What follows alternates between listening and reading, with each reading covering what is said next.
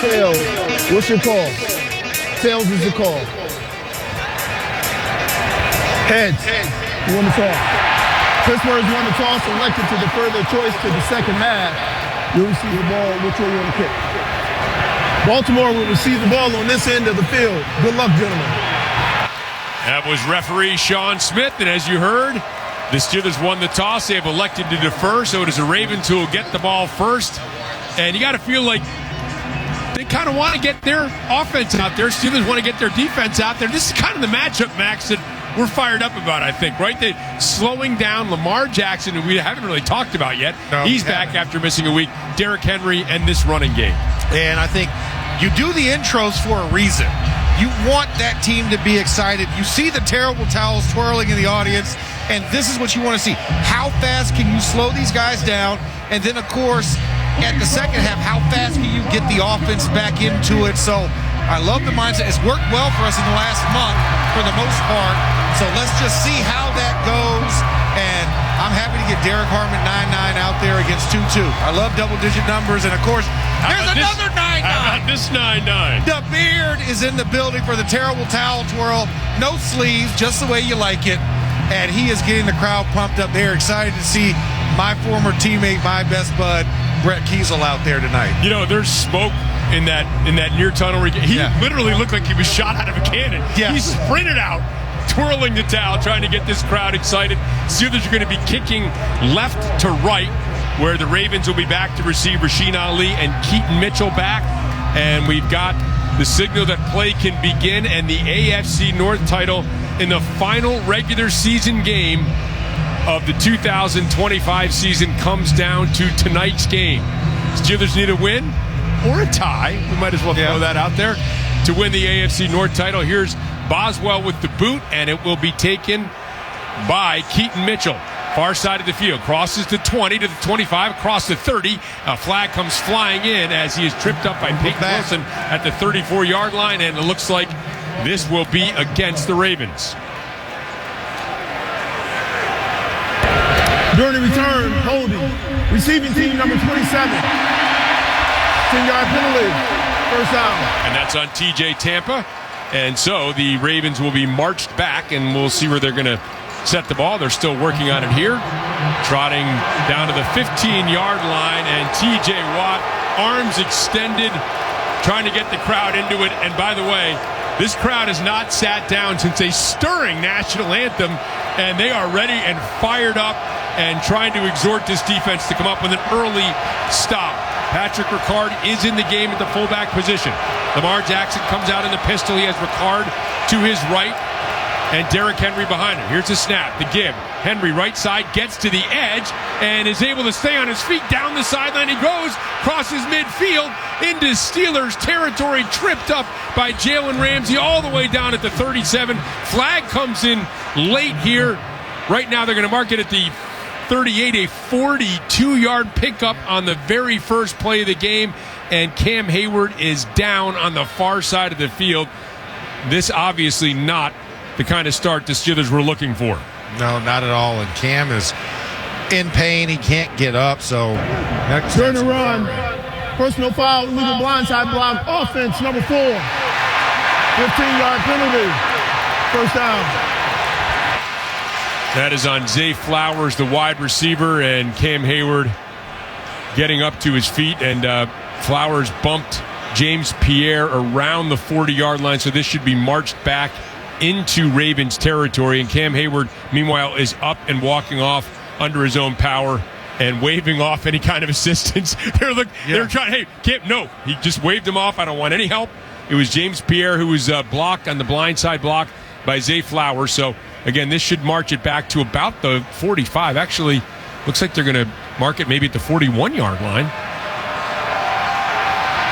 And so what was disastrous winds up being a 26-yard gain. So not great, Max, but not a great start. Cam Hayward walking off under his own power, and the ball at least back on the Steelers side of midfield as the Ravens in their huddle and getting set to break the huddle now. Just 16 seconds of elapsed. Now the clock running again as Henry comes out under center. Ricard again to the right, and this time the lone setback is Derrick Henry. Turn, give to Henry. He'll go straight up the middle of the field and hit after about a 3-yard pickup. Straight up the middle, and the Steelers able to bottle him up a little bit there. So a pickup of 3 brings up a 2nd and 7. And on that one, you had Malik Harrison, Patrick Queen up in there, and little dust up there between a former teammate on the Ravens and Patrick Queen, letting him know I'm not on your side. Yeah, Fa'alele was the guy mixing it up with him there. So now Lamar Jackson will come out in the shotgun. He has Henry to his left. 3 receivers to the left as well. Play action pass to throw out to Likely in the left flat, and Likely heads up near midfield, tackled by Ramsey, about a yard short of a first down, 6-yard pickup. It'll be 3rd and 1. And Cam Hayward is back out in the field. That is good news for the Steelers. And running a little bit of misdirection, Flo going to the right, throwing it back to the left, and that's how Likely was able to get so much yardage. And 3rd and short here, big moment near midfield, see if the Steelers could turn away the Ravens. And right now they are not going with the tush push. Mark Andrews is normally their guy. He's set up as a tight end to the left. Jackson in the shotgun. He has Henry to his right. Gets a snap. And will fake to Henry, now trying to cruise around the right end, and is able to get across midfield and down to about the 45 of the Steelers to pick up a first down for the Ravens. And blitz came off of the edge with T.J. Watt taking Derrick Henry. Kyle Duggar in pursuit, and Jalen Ramsey not able to get off of the block by DeAndre Hopkins. That's what freed Lamar to get to the edge on that one. And Jalen Ramsey was asking for a holding, but not going to get it in that situation. Yeah, and when you see that outside linebacker crashing in, that means somebody else is responsible for keeping that guy off the edge. Right, yep, that's right. Or contain, yeah. If you crash, you need another contain replace. So Jackson under center, now going left as Henry hit in the backfield by Hayward, and he stumbles forward, and then Keanu Benton trips him up after a yard pickup just inside the 45 of the Steelers. Yeah, that was definitely... Cam was the first guy to hit him, but you know who hit him second and took him down? 9-9, first-round draft pick. This is the guy you want to be the Raven killer, so... You're already seeing early signs of Derek Harmon's influence on this game. We need to see a little bit more of that to turn him away. And good to see Benton in there, too. The 3 down linemen staying in for the Steelers as Jackson gets a snap in the shotgun. Short throw to the left, and it is complete. And the tackle made there by Harrison, the completion to Andrews. Harrison and Highsmith in on the stop. And it'll bring up a 3rd and 3 at the 38 of the Steelers. And Mark Andrews didn't get a lot of targets last week, so a little bit fresher. A lot more Charlie Kohler in the lineup and Patrick Ricard over Mark Andrews and Isaiah Likely. So in this situation, you have those guys, you know that there's going to be a passing situation. They're looking to put the ball in their hands if they're in. Rasheen Ali, the lone setback, gets a handoff, and he is hit and wrapped up by Keanu Benton for a loss of a yard back to the 39. That was a beautiful swim move over the middle, and Keanu Benton was just waiting for Rasheen Ali, and he just absolutely walloped him on that. Well, in that position where we saw Luke kick a field goal from 60 yards in pregame warmups and make it, but again, his long is in that early, that 50 range. 50-52 is about his range normally, so they're going to go for it here on 4th and 3. Ali to the right of Jackson in the shotgun. Jackson gets a snap. Steelers bringing pressure. Jackson lost downfield as a man wide open, and it's caught, and it is Devontae Walker who will jog into the end zone for a 38-yard Baltimore Ravens touchdown. And a lot of pressure was brought on Lamar Jackson. He just floated that. Walker just got behind the secondary, and a little floater rainbow ball on the outside. Jalen Ramsey playing underneath and not playing over the top on that allowed for Walker to make that catch and stroll into the end zone for an easy score for the Ravens on their first drive, walking it down the field. Walker has 5 receptions on the year. 3 of them have been touchdowns. Came in averaging 22.5 yards per reception. So doesn't catch a lot of them, but he's been a big play guy for the Ravens. Here's Lupon to try the extra point. Snap, good. Hold, good. Kick, good. And at the 10:54 mark, the Baltimore Ravens have marched down the field here in the first quarter from Acrisure Stadium. Steelers football continues with the score. The Ravens 7, the Steelers nothing. We bleed black and gold. This is the Pittsburgh Steelers Audio Network. Well, the Baltimore Ravens overcame a penalty on the kickoff. They overcame a 15-yard personal foul penalty on Zay Flowers and went 8 plays, 85 yards, took 406, 38-yard touchdown on a 4th down play from Lamar Jackson to Walker, and the Ravens find themselves up by the score of 7-0 as the Steelers getting ready to receive and get the ball for the first time with Gainwell and Warren back deep, and Max looking for an early response here from the Steelers offense. Hey, early is the next response. I mean, the biggest thing is you must come out here, these top 15 plays that have been scripted with Arthur Smith and Aaron Rodgers, they got to hit. You've got to find out what the weakness is, and you have to attack it, and it involves early and often spreading the football, but not forgetting about your main 2 guys, 30 and 14. Loop with the kickoff taken at the 5-yard line by Jaylen Warren, angling toward the right sideline, crosses the 30, stays on his feet across the 35 and out close to the 37-yard line. That 33-yard return is the longest of the season for Jaylen Warren, as Aaron Rodgers in the offense getting set to take the field. That does not count a part of the 30 touches that I said between Gainwell and Warren. I just want to make that known. That was a good bonus round right there, but still 30 touches offensively between the two, I think, is what you're aiming for as a minimum. And the Steelers will come out with Spencer Anderson immediately as the eligible extra offensive lineman with the ball spotted at the 37-yard line. Rodgers comes out under center. Warren is the lone setback. Power to the left of the formation. All the big bodies there. Now Jonnu Smith starts in motion to the right, goes back to the left. Rodgers gestures out to the left and settles back under center. Gets a snap, play action pass. Back and wants to throw a short screen underneath to Warren, and he is stopped immediately. There is a flag on the play. Maybe a yard pickup. No idea what this flag is, Max. Do you? No, I'm a little concerned that it might be holding just because of the scrum of bodies. So it might be personal foul, face mask, defense number 95. 15-yard penalty added to the end of the run. Automatic first down. And that is Tavius Robinson, the guilty party. He grabbed a face full of Jaylen Warren. So 1 down, 29 more to go for 30 and 14 is what we're still going with. So 3rd penalty for the Ravens for 40 yards, and the Steelers now, just like that, have the ball in Ravens territory at the 46-yard line. 10:30 and counting remaining here in the first quarter. Steelers trying to respond to the Ravens' opening touchdown drive. Both running backs out there, Gainwell and Warren, flanking Aaron Rodgers in the shotgun. Rodgers gets the snap, will throw out to Warren in the right flat, and Warren is taken down there as Humphrey was able to defeat the block of Jonnu Smith and stop him for a loss of a yard. And I would like to have seen Jaylen Warren stick his foot in the ground and get upfield inside of that block, just because of Jonnu Smith had outward positioning, meaning forcing Marlon Humphreys to the sideline. If Jaylen could have cut up inside that, he had some green grass, but flow took him all the way to the sideline. He ran right into that tackle. 2nd and 11. Rodgers comes out in the shotgun. He has Gainwell to his right. 3 receivers to the left side as he gets the snap, back to pass, looking, pumps, and now will throw it into the Steelers bench on the near side of the field as under a little bit of duress and nothing open downfield. And the pressure just collapsed around him evenly. So both edges came in and the middle pressure. So there's no real escape route for Aaron Rodgers. So smart play, nobody open downfield. Just get the ball out, live to throw another down. It is not a high sack team. The Ravens are 29th in the league with just 28 sacks in the season, but they got some pressure home there. So now a 3rd and 11 with the ball at the 47-yard line. Remember, the Steelers were 3 for 15 on 3rd down a week ago.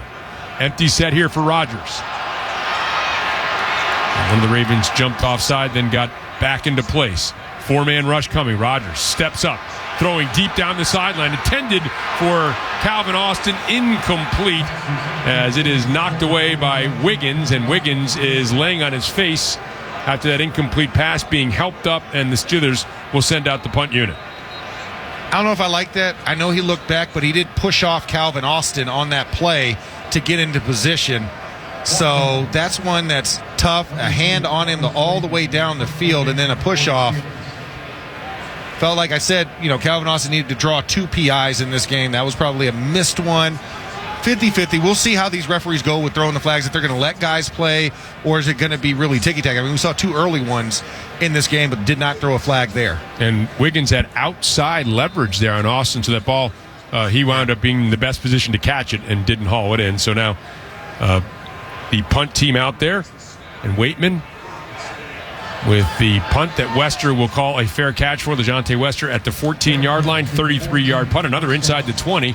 All of Waitman's punts were inside the 20 last week against the Browns. So the ball will be at the 14-yard line of Baltimore when we return. 9:25 remaining in the first quarter with the score, the Ravens 7, the Steelers nothing. This is the Pittsburgh Steelers Audio Network. The Pittsburgh Steelers play here on DVE. Lamar Jackson, the Ravens offense, out on the field for their second drive. They have a 7-0 lead over the Steelers. And, of course, Lamar Jackson missed last week's game against Green Bay for Baltimore. They still ended up winning. He's dealing with a back contusion. And, guys, he said it was extremely nasty. Didn't even feel better until this Monday. Has a flak jacket, some extra padding he wore under his jersey during practice. He's wearing it tonight to try to give himself some comfort if he gets hit. Missy, thank you very much. Opening play of this drive, a pitch to Derrick Henry trying to get left and tracked down by Hayward, a gain of just a yard on that play. By the way, Lamar in that first drive, 3 for 3 for 50 yards, a 38-yard touchdown, and a 5-yard scramble. So, flak jacket or no, it hasn't affected him yet. No, he's caught 0 flak while wearing that flak jacket right now. And we need to change that narrative going into this drive. And Henry had 3 rushes for 45 yards on that opening drive. Starts this drive with a 1-yard pickup. And Jackson comes out in the shotgun, has Henry to his right. 3 receivers to the right as well. Here jumping up and down, trying to gesture to his team. And now the orbit motion by Flowers moving back to the right. And the handoff left side and a big hole for Henry, and he lunges out close to first down yardage. T.J. Watt on the backside was able to trip him up, but he picked up 8, and it will be a 3rd and about 1 here at the 23-yard line. The Steelers need to do a little bit better job of sitting and holding at the point. They got edged a little bit there. That's what created the crease for Derrick Henry to run that dive right up the middle. 5 carries, 54 yards for Henry. 3rd and 1. Henry starts on the left of Jackson, now moves to the right. Now move back to the left again. Jackson in the shotgun, 3 receivers to the right. Gets a snap, gives to Henry on the delay, and Henry hit by Keanu Benton, but across the 25, out to the 26, and another first down for the Ravens. And Flo showed to the right, and he just made a cut back to the left, played underneath Cam Hayward, who was playing the contain up the field, and Derrick Henry will just knife right in there in the middle and just fall forward before getting hit by Keanu Benton. And you can see the Steelers are trying, it looks like they're trying to mix up who their contain guy is and maybe, put some doubt in Lamar Jackson's hand on that read option. Yeah, it's trying to switch some guys in those moments because a year ago they were just using the edge guys. So trying to change it up by folding guys underneath and allowing other guys to be the contain. Pistol formation, play action pass. Jackson has time, throws over the middle of the field, and almost a one-handed catch by Zay Flowers, who didn't appear interested to try to get that second hand up, and it's incomplete. Well, when you see number 6 flying across your face, it gives you a little bit of what we call alligator syndrome. He did not want to get hit by 6 or 5 in that area, so a very smart decision for Zay Flowers' health, and of course a good job by the Steelers covering. Yeah, Jalen Ramsey was bearing down, Queen was underneath, and now an incomplete, a 2nd and 10 here. Mitchell, who was the running back on that last play, remains in. Ricard, the fullback, to the right of Jackson in the pistol formation. Jackson steps up to the line of scrimmage, changes the plays. Ricard widens his arms, now moves out to the right. Jackson in the shotgun, gets a snap. Back to pass, looking, will float up the left sideline, has Keaton Mitchell, who turns around and can't make the catch. He was open up the left sideline. There is a flag behind the play back at the 17-yard line. And Mike Tomlin is out, arms stretched out wide, wondering what this call is going to be, and not happy. Personal foul, roughing the passer, defense, low hit, 15-yard penalty, automatic first down. Oh, Y.A. Black fell right into the legs of Lamar Jackson. And this one, he actually got tripped by the left guard. So that's one that's messed up because you're not supposed to have a tripping penalty. So the trip is what led to the low hit, and it wasn't Y.A. Black actually going down for the play. So a missed call there by the referees. You are absolutely right, Max. He tripped him. Oh, that's a tough break for the Steelers now with the ball here at the 41-yard line, set on the left hash. Jackson under center. Gives to Henry. Left side has some surge. Once again hit on the backside by T.J. Watt. Picks up about 3 out to the 44-yard line. I beg your pardon, that's Sawyer who made the stop. Yeah, Jack Sawyer looked a lot like T.J. Watt the way he fired off the edge and closed down. But Jack Sawyer making a big play on the backside because the surge was starting to form there for Derrick Henry to keep on running.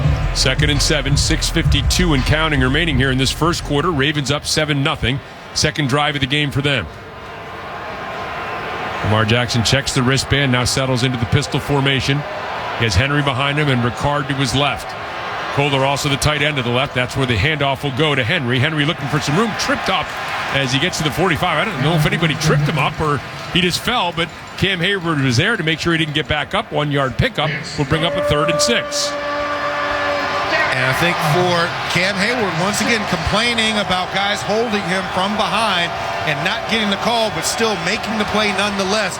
So a big 3rd down here, sitting right around midfield on the 45.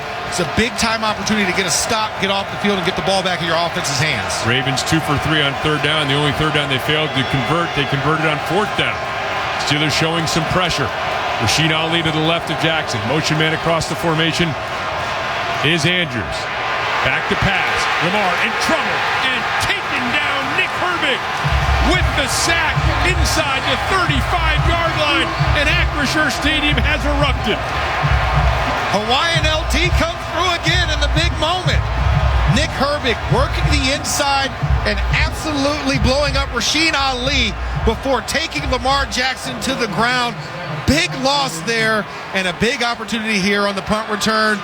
As we now got, Calvin Austin back there, I believe, returning punts again since he's back in the lineup? It is Calvin Austin, a 13-yard loss in the play. Give Herbig 7.5 sacks. Now the league's best punter, Jordan Stout, back to receive this snap. Gets it, boots it away under some duress, and he hammers it.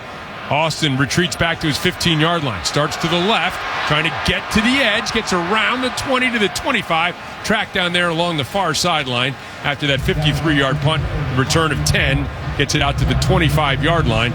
At the 4:59 mark of the first quarter from Acrisure Stadium, Steelers football continues with the score. The Ravens 7, the Steelers nothing. Your home for the Steelers. This is the Pittsburgh Steelers Audio Network. A sack on 3rd down by Nick Herbig gets the Steelers offense the ball back. 4:59 left in the first quarter. Last week, guys, Herbig said he would be lying if he didn't think about what could have been potentially a pick 6 in Cleveland. He said big-time players make big-time plays in big-time games. I didn't do it there, and that'll keep me up at night. Whether he was thinking about that or not, he channeled that big-time energy tonight. He now has 4 sacks against AFC North teams this season alone. Rob. Maybe he'll sleep better tonight. Missy, thank you. By the way, Nate Wiggins being evaluated for concussion over in the Ravens sideline. Tonight's first half sideline reports are brought to you by Howard Hanna. Win big with Howard Hanna, a proud real estate partner of the Pittsburgh Steelers. Rodgers in the shotgun ball at the 25-yard line. And he'll give up the middle to Gainwell, and not much there. Across the 25 to about the 26, so maybe a yard pickup is all, maybe 2. See where they spot it. Looks like they're going to give him 2 and call it 2nd and 8.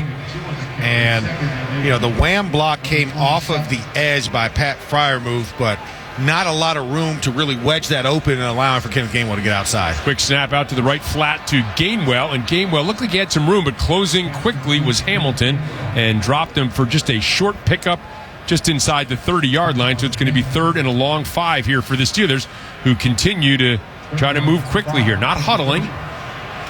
Muddling at the line of scrimmage, and now right back to the line of scrimmage. Rodgers by himself in the shotgun. 2 receivers to the left and 2 to the right. Hamilton walks up to the line of scrimmage, now steps back. Now Rodgers will saunter up, communicate with the rest of his team, and move Gainwell to his left in the shotgun. Gets the snap. 4-man rush coming. Rodgers back, looking, throws out in the left flat, and it's complete.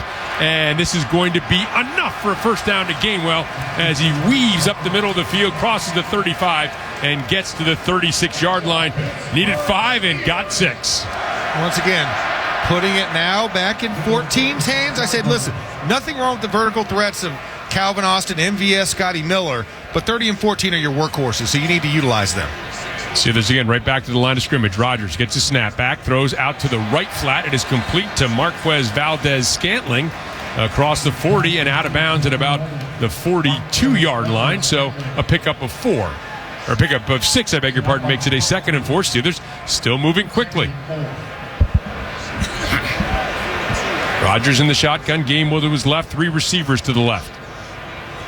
Ball at the 42-yard line. 3:05 remaining first quarter. Rodgers gets the snap. Gives to Gainwell. Gainwell trying to poke his way up the middle of the field. Gets to about the 43-yard line. So a short pickup. And maybe a yard. See where they spot it here. And it's going to be 3rd and 3. And just no push on John Jenkins. I mean, he is a bowling ball of a man. 6'3", 360. When he just sits there and decides to lawn dart, you're not moving him. I mean, the jersey doesn't even get all the way over his gut. I mean, that's how big this dude is. 3rd and 3. 3 receivers to the left, 2 to the right, and then an empty set for Rodgers. Ravens will bring 4. Snap, throw quickly out to the right to Gainwell, and he is hit right at the 45-yard line. Dropped short of a first down by about a yard or so, and the Steelers are thinking about keeping the offense out there. And it was a nice throw, but Trenton Simpson was in man on that situation. And it looks like Cam Hayward might be the new Darnell Washington here in the Steel City Shove series. I knew they had a variant up there, but how about this? Big brother getting the opportunity to potentially push little brother in this formation. And it is 4th and 1. Steelers break the huddle with 8 in the play clock. Hayward set up to take the sneak, gets it, and pushing and shoving. This is going to be really, really close. Ooh, it looks like he might be a little short, and he is. Did not pick it up, went off the left side, and came up a few inches short, and the Steelers will turn it over on downs at their own 45-yard line. Man, I felt like they might have gotten it. I felt like that extra shove by Cam. Cam kind of grabbed him and just propelled him forward in that moment. I felt like it was like right there. So the Steelers don't look like they're going to challenge this. The ball is spotted at the 45-yard line. Turnover on downs, and the Ravens will get the ball in excellent field position. Remember, their first 2 drives started at their own 15 and their own 14. Now they have it at the 45-yard line of the Steelers. Derrick Henry in the game. 1:42 remaining here in this first quarter. Once again, this power formation with the pistol. Ricard to the right. Jackson in the shotgun, and then the handoff to Henry on the left side. Finds a gap and gets down to about the 41-yard line. A pickup of 4. Keanu Benton once again in on the stop for the Steelers.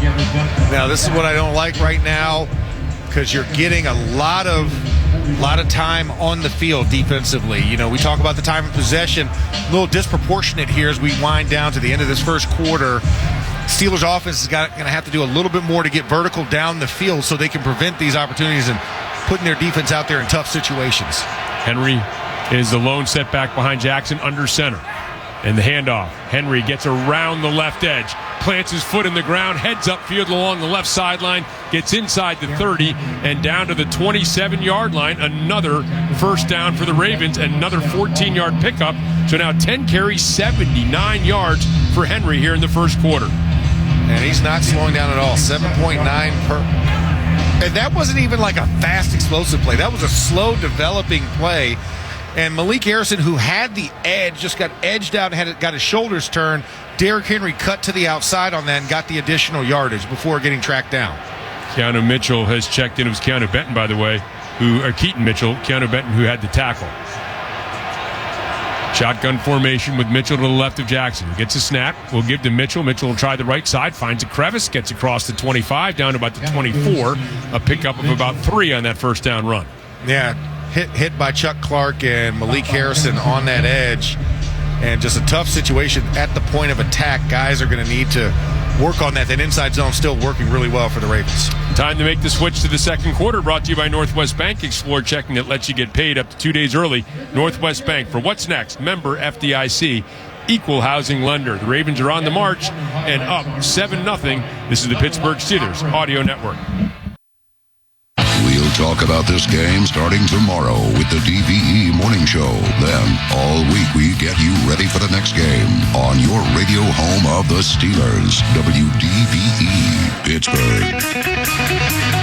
Second quarter set to begin. A game that has been controlled thus far by the Ravens, moving left to right in front of us. They have a 2nd and 6 from the 23-yard line. Jackson gets the snap, will give straight up the middle to Derrick Henry, and he is bottled up. It's Harmon who's in there on the stop for the Steelers, a pickup of maybe a yard or so. It'll bring up a 3rd and 5. All right, Steelers have done decently on first and second down, but now they've got to figure out a way to turn them away on third down. What's the right combination of pressure versus coverage in these moments? That's what we have to figure out. I feel like a 5-man rush might be the most you can commit right now, just because of Zay Flowers, DeAndre Hopkins, and Mark Andrews being in this lineup. So let's see if they can provide just enough to throw Lamar Jackson off. 3-man bunch to the left. Henry is to the left of Jackson in the shotgun as well. Jackson gets a snap, back to pass, pressure coming, floating back, moving to his right, trying to get to the corner and can't get there, and spun out of bounds by Derrick Harmon, and right at the line of scrimmage, so no gain, and here comes the field goal unit for the Ravens. 9-9. 9-9. 9-9. That's all we got to say. 9-9. No by 9-9. No by 9-9. That's what we're going to go with here. Hey, or, you know, like Jack Sawyer gets called 5-star, just call him first rounder. Right. First rounder on the play. Well, good job there by Harmon to track him down. You know, obviously how dangerous Lamar Jackson can be when he gets to the edge. Now 40-yard field goal attempt here by Tyler Loop, who is 28 for 28, under 50 yards on the season. Hold, snap, kick is up, and that kick is good by Loop. And at the 13:33 mark of the second quarter from Acrisure Stadium, Steelers football continues with the score of the Ravens 10 and the Steelers nothing. Steelers football happens here. The Pittsburgh Steelers Audio Network. 6-play, 23-yard drive took 3:09. The Loop 40-yard field goal has the Ravens up 10-0. Here are the latest NFL scores brought to you by Clearview Federal Credit Union. Financial advice is closer than you think. Yesterday, Tampa Bay defeating Carolina 16-14, and Seattle topping San Francisco 13-3. Atlanta over New Orleans. Cleveland defeated Cincinnati 20-18. Houston on top of Indianapolis, so Houston will get the winner of this game next week. Jacksonville all over Tennessee 41-7. Minnesota defeats Green Bay 16-3, and the Giants top Dallas 34-17. Gainwell and Warren back to receive for the Steelers. Loop places the ball and now set to kick. Steelers moving right to left in front of us here at Acrisure Stadium. Here's the boot by Loop, and it will drive Gainwell back to his 4-yard line. Right up the left hash, and now looking to make a move, and scoots through a little bit of a hole, gets to the 35, flag comes flying in. Gainwell all the way out to the 45-yard line. However, there is a flag behind the play. 41-yard return would be the longest of the season for the Steelers, but this one's coming back. Yeah, it's coming back. There is a hold somewhere on the right flank of this kickoff during the return, holding. Receiving team number 40. 10-yard penalty for the slide of the foul. First down. And that is Jabril Peppers, who is the guilty party. So this is actually the second penalty on a kickoff return that Jabril Peppers has had this season. Remember the other one that knocked out a really good return by by Keyshawn Williams, his first time back. So, that's tough. It's tough. Long field challenge here for the Steelers. And Steelers have not really established a whole lot. Went quicker rhythm last time. And the ball's going to be spotted at the 25, so not terrible. Okay, not as bad as it could have been. Right.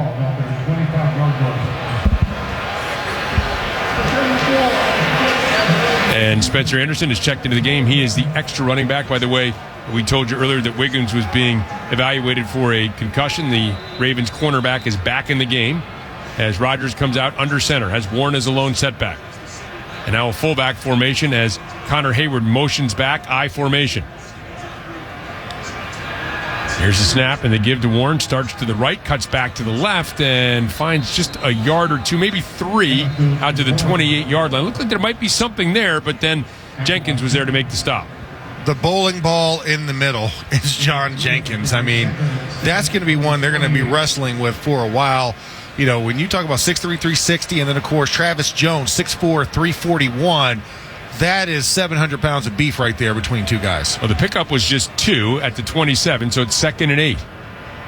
Rodgers once again under center, has Warren as a lone setback. Points out to his left, now taps both sides of his helmet. His eligibles do the same. Settles back under center.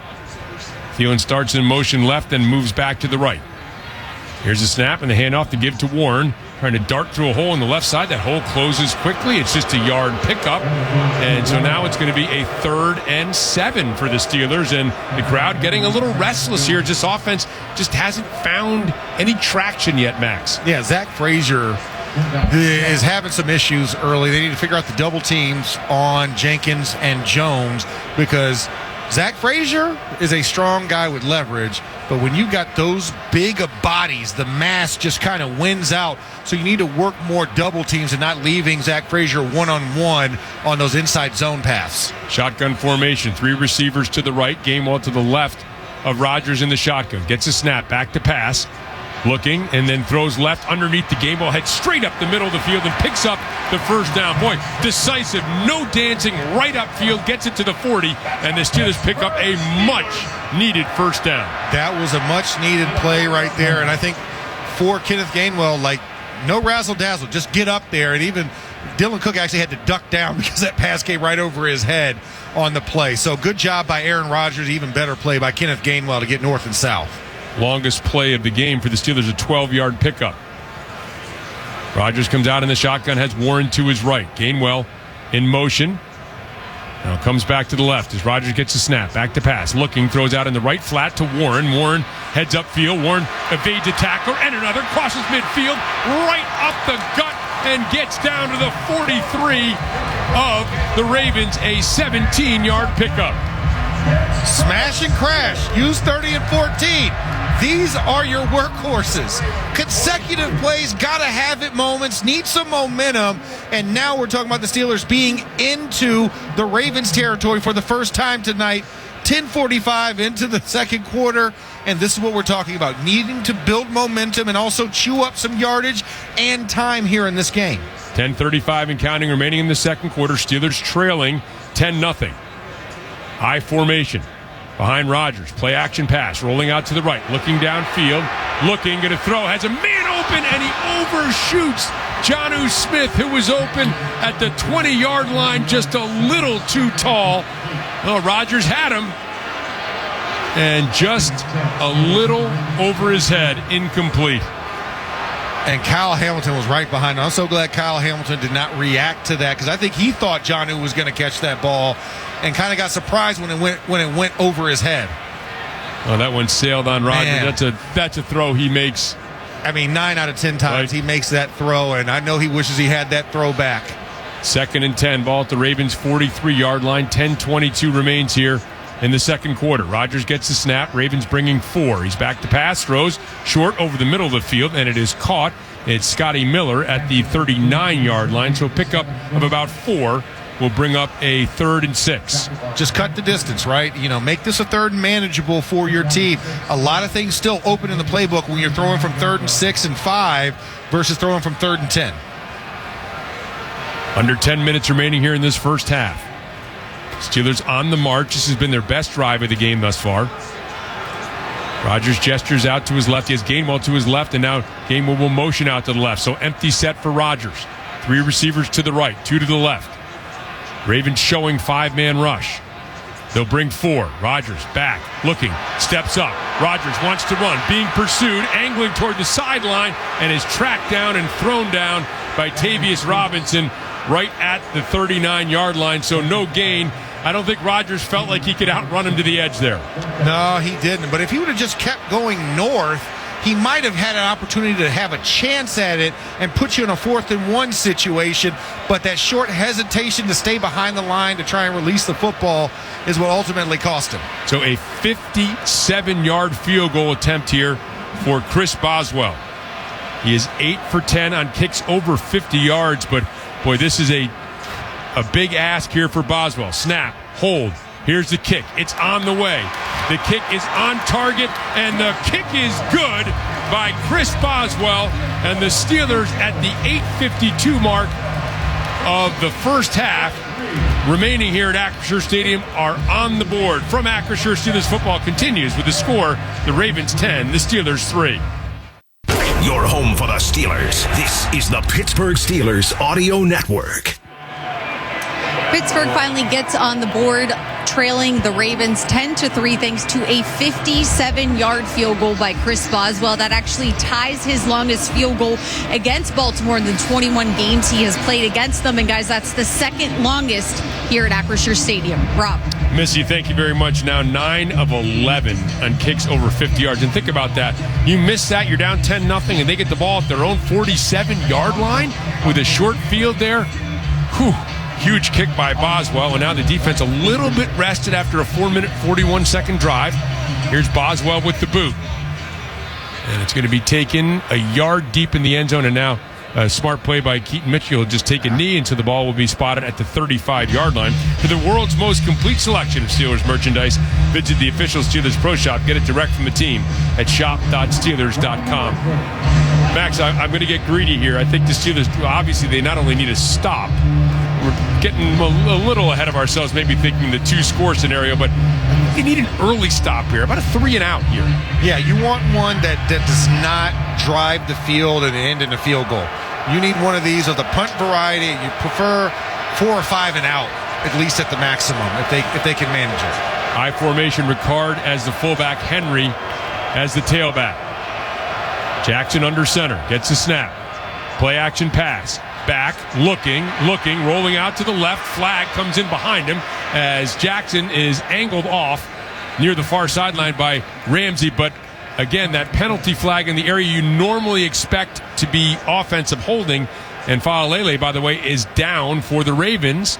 And so the Steelers crew's running out there with the waters. Now let's get the call here from referee Sean Smith. Holding, offense number 77. 10-yard penalty, first down. And that's the guy who's down, Daniel Faalele. And it looks like Faalele got hit from behind. Oh, my goodness. Yeah, that's one that's going to hurt. He was holding, but Andrew Voorhees got driven into the backside by Cam Hayward into the legs of Faalele, and that's what drove him to the ground. That's why he's getting examined right now on the field. Could not get up. Got to the quadruped position, and no more than that. By the way, and then I believe that's the first time we've heard quadruped position in quite some time in the air. But yeah. Cam Hayward, you mentioned that. He got good penetration again. Cam he's had a very solid season, but he has really come on lately here for the Steelers. And he seems to always do well against the guards in division. He just knows that long arm stab is one of those. It's a very tough position when you have longer arms than the opponent. I mean, you get into the midpoint of that chest and you can just drive. So the lower part of Cam's body just so strong and able to really push those guards around. So it was a huge moment there. You hate to see Faalele go out, but you wonder who goes in. Is it Ben Cleveland or Emory Jones Jr., the rookie that will come in and step in for him? That's what we're waiting to see. Who comes in as Faalele walks off the field very slowly and intentionally to the sideline. We'll get that squared away for you here in a moment. It looks like it might be Jones. See somebody with a rookie from LSU. Yeah, I had a lot of games with Emory Jones. And he's okay, but I don't know if he's ready for this type of environment. Death Valley at night's different. Otomewo is the one lined up across him on a 1st and 20 back at the 25-yard line. Pistol formation. And the give to Henry off the right side, and Henry is walloped as once again Cam Hayward with some help from Patrick Queen. Boy, Cam Hayward has been a force early on in this game at moments for the Steelers. Stopped that for a 3-yard pickup.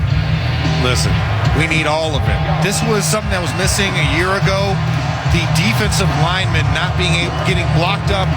They're not able to do that. You can't dedicate 2 guys to Cam Hayward and take him out of the game because you still got 99, 95, and 94 rotating in there and mixing it in. So he's getting a lot of single blocks, which allows Cam to be devastating in the run game. Under 8 minutes remaining. The towels are swirling. The fans are on their feet looking for a stop. 2nd and 17. Jackson gets a snap. Pressure coming. Wants to set up the screen. Pump fakes as the Steelers have it well defended and tracked down from behind by Highsmith. Back at the 25-yard line. It's a sack and a loss of 3 and give Highsmith 9.5 sacks on the season. And that's another one. Alex Highsmith gets in the way of the throw to Keaton Mitchell, which they wanted to set up the running back screen, forcing Lamar to double pump it and then start to run around. And then, of course, tracking down Alex Highsmith, coming off the edge like a Wolverine and making the play on Lamar Jackson from behind. Y.A. Black there as well. Man, this crowd is loud. Shotgun formation. Henry to the right. And he'll get the handoff running to the left side. Gets out to the 30, maybe the 31. Tripped up by Kyle Duggar. Pickup of 6. And the Ravens, that's that 3 and out we were looking for. They'll boot it away. Exactly. And 4 total plays. We count the penalty, right? We said a maximum of 5, so we fall below that maximum amount.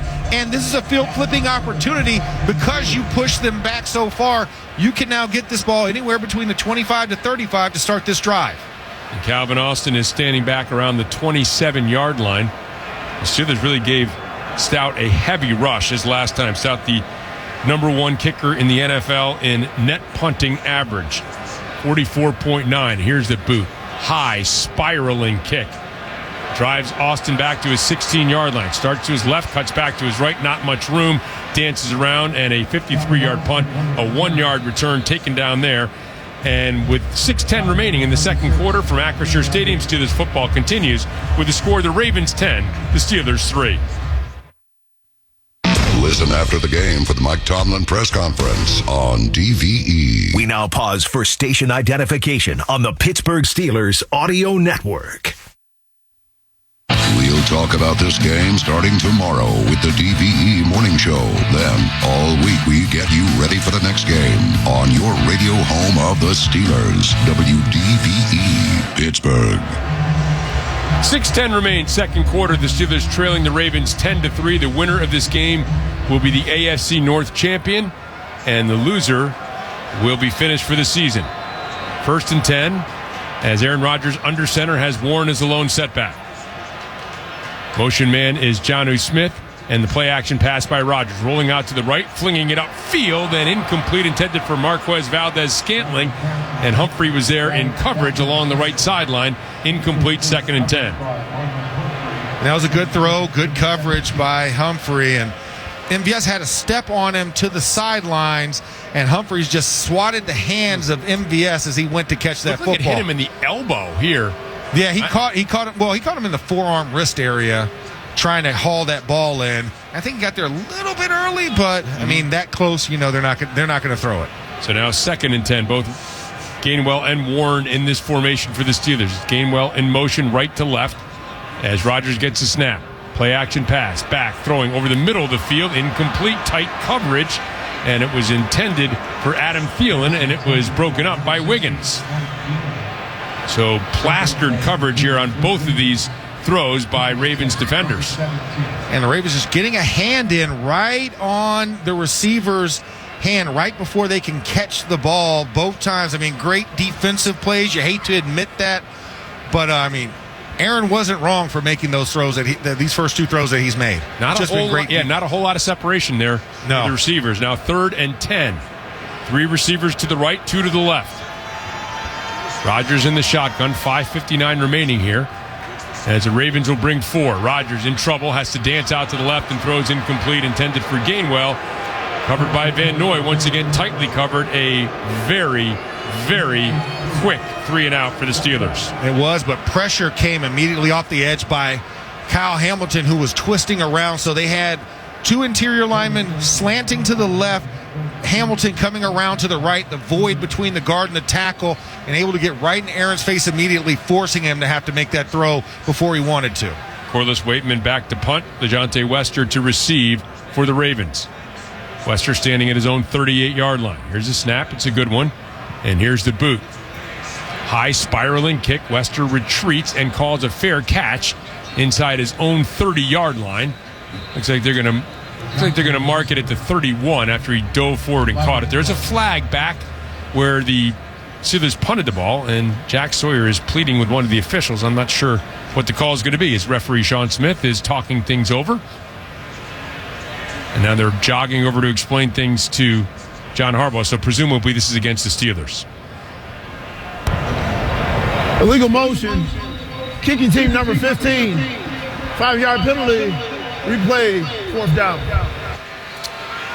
Illegal movement? I'm trying to see. I saw the personal protector telling him, but I didn't see the movement by Skoranek unless there was some type of shift. He might have been moving backwards to get off the line, maybe.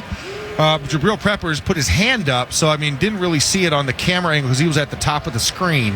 So a couple dangerous things here. First of all, you're taking a 52-yard net punt away. That's Yes. bad. Secondly, now this coverage unit, they're tired. Right now they got to run back down the field again. They just made a 60-yard sprint, so let's see if they can cover again. This is always a dangerous situation. Now Waitman punting from his own end zone as well. It's a snap. And here's the boot. Another high spiraling kick. And Wester that was a nice once one. again Yeah. call for a fair catch, this time at the 35-yard line. So back-to-back 53-yard net punts by Corliss Waitman. That is a clutch punt by Waitman. 5:39 remains here in the first half from Acrisure Stadium. Steelers football continues with the score: the Ravens 10 and the Steelers 3. Steelers football happens here. The Pittsburgh Steelers Audio Network. This season, the law firm of Bordas & Bordas will make a $500 donation to the Ronald McDonald House for every sack by the Steelers defense this preseason and regular season. With 3 sacks tonight, the Steelers defense has collected 52 sacks so far this season, and Bordas & Bordas is on pace to donate $26,000 to the Ronald McDonald House. Bordas & Bordas, fighting for justice. Hey, Max, sacks are one of those things the Steelers have an advantage of over the Ravens. So is turnovers. Yes, they do. Throw that out there. I'm not opposed to it right now. Lamar Jackson under center, turns, gives to Henry. Henry straight up the middle of the field, finds a crevice, bursts through, crosses midfield, and down to the 45-yard line of the Steelers. And so a 20-yard gallop for Henry, and he has 14 carries now for 110 yards. And he just doesn't seem to be slowing down, and that's one of the things. You got to be stout up the middle. You have to get the point. You have to whip the point of attack blocks if you're the down lineman. You know, we mentioned this in the pregame show, but he is the greatest December-January rusher in NFL history, 103.9 yards per carry, and he's over that already in this game today. Ricard in motion to the left, and the delay handoff to Derrick Henry off the left side. This time stood up, hit hard in the hole by Patrick Queen, and driven backward after a pickup of just a yard. Patrick Queen was sawed off on that moment. He went right for the hip of him. Malik Harrison got the first kind of hit that turned him sideways, but Patrick Queen finished him off for a minimal gain. That was a good job there by the defense. Henry off the field here. He getting a little tired, Max. Yeah. I mean, he's having to do these 20-yard wind sprints, it seems like, every couple of plays. Give him a rest. He had 36 carries a week ago. I don't mind seeing him on the sidelines. So Mitchell is checked in. He's to the left of Jackson in the shotgun. Gets the snap back, throws right and short, intended for Flowers. And once again, Zay Flowers, the ball a little off target, and Duggar closing quickly. And you tell me what happened after that, Max. Listen, Zay Flowers, alligator arms. When you see 29, or you hear 29, he didn't see him. All he heard was a whoosh, and he was like, nope, not putting my hand out there. Not putting my hand out there. Once again, this crowd has been tremendous tonight. Up, cheering, flags swirling. They are exhorting their team once again. They need a stop here. This crowd knows it. The Ravens are 2 for 6 on third down. They failed in their last 3 attempts. Jackson in the shotgun, gets a snap, back to pass, and it's a designed quarterback run, and he has all kinds of room, slanting out to the left, crossing the 30, inside the 25, down to the 23. However, there is a flag behind the play, and it's going to be a hold against the Ravens. Like a glove. Holding. Offense number 64. 10-yard penalty. Third down. Sorry, Linderbaum. You got to stop holding on to bodies. Holding on to Nick Herbig there, and got a little spin around on him. Woo! Let's march it back. Keep going. 5 penalties, 60 yards against the Ravens. It's certainly been a factor in this game. The ball's marched back to the 49-yard line, and it will set up a third and 19. About 19. Yeah. That's actually 3rd and 17 here. Boy, the crowd is loud once again. Jackson in the shotgun. Motions Flowers across the formation. Gets a snap. Will throw out the Flowers in the left flat. Flowers has some room and gets down to about the 42-yard line. Jalen Ramsey makes the stop. And so it's going to be a 4th and 8. And the Ravens will send out the punting team. I was about to say, you are not going to see Tyler Luke coming out here. It's definitely got to be Jordan Stout on this moment. That is too much real estate to give up in this moment. And once again, another key stop by this defense. I know they're going to be back. The Steelers are going to be backed up in this situation, but you turn them away, and another opportunity where they can't score points. That's what you need. Now the offense just needs to do their part. And we'll start thinking about double score here in a moment. First, let's See the Steelers get this successfully as Stout kind of a short kick off to the right, lands at the 14-yard line, and took a nice Ravens roll and actually runs into Tylan Wallace, who I'm happy he was at the 9-yard line. That might have been trickling inside the 5. Should have went croquet style, pulled the legs out a little bit wider, and let it flow through. Steelers are pinned deep at their own 9-yard line. 3:09 remains here in the second quarter from Acrisure Stadium. Steelers football continues with the score: the Ravens 10 and the Steelers 3. Your home for the Steelers. This is the Pittsburgh Steelers Audio Network. 3:09 remains in the second quarter here at Acrisure Stadium. The Ravens enjoying a 10-3 lead. The Steelers at the ball at their own 9-yard line. Now, you start thinking maybe, double score here because the Steelers will get the ball to begin the second half. But keep in mind, each team has 3 timeouts left. So, if you don't pick up some ground here on first and second down, the Ravens are going to start using their timeouts. They're going to be thinking about a score before the half. And the key when you're in backed up football, 2 first downs. That's what you got to do. That's the minimum requirement for an offense. That's what we always look at because that can flip the field if you don't get into a scoring opportunity. Rodgers under center, I formation behind him. He'll pitch the ball to Jalen Warren. Warren crosses the 10, crosses the 15, and slashes across the 20 and out to the 24 for a first down for the Steelers. 15-yard pickup by Jalen Warren. The burst on the zone. Great job up front by the offensive line. Combination blocks. Spencer Anderson had a nice block on the edge of the turnout. Connor Hayward came with the lead block on the outside, springing Jalen Warren forward. 1 down, 1 more to go. I said a minimum of 2 first downs. We already got 1 of those down. Spencer Anderson remains in the game. Power to the left of this formation for the Steelers. Rodgers under center. Warren is the lone setback. Now Jonnu Smith motions left to right. Rodgers under center will throw out quickly to the right flat to Marquez Valdez-Scantling, who is slung down almost immediately by Kyle Hamilton, a pickup of just 1 yard in the play.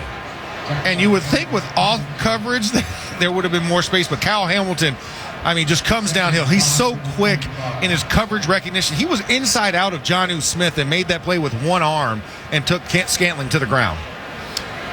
2:05, 2:04, so neither team's going to stop the clock here, which means it is now time for the 2-minute warning timeout brought to you by Pond Lee Hockey Giordano. Injured at work or in an accident? Call Pond Lee Hockey for a free consultation. Their expert legal team will help every step of the way to get you and your family back on track. With the score, the Ravens 10, the Steelers 3. This is the Pittsburgh Steelers Audio Network. Listen after the game for the Mike Tomlin press conference on DVE. Coming out of the 2-minute warning timeout here in the first half, the Ravens leading the Steelers 10-3. Ravens took their opening drive, marched at 85 yards for a score, and the teams have swapped field goals since then, including a 57-yarder by Chris Boswell. Now the Steelers had the ball at their own 25-yard line. Remember, they get the ball to begin the second half. You'd like to think double score here, but it's 2nd and 9, and each team has its full complement of 3 timeouts. So, again, keep in mind a little bit of the cat and mouse game here going on as far as when you're going to use your timeouts for either team. Yeah, need about 5 yards on this play minimum. Gainwell is to the right of Rodgers, who's in the shotgun. 3 receivers to the left, 1 to the right. Rodgers gets a snap, back to pass.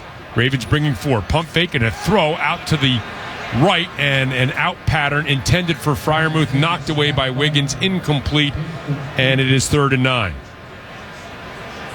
That was tightly covered by Wiggins in that moment. That was a tough throw angle to Pat.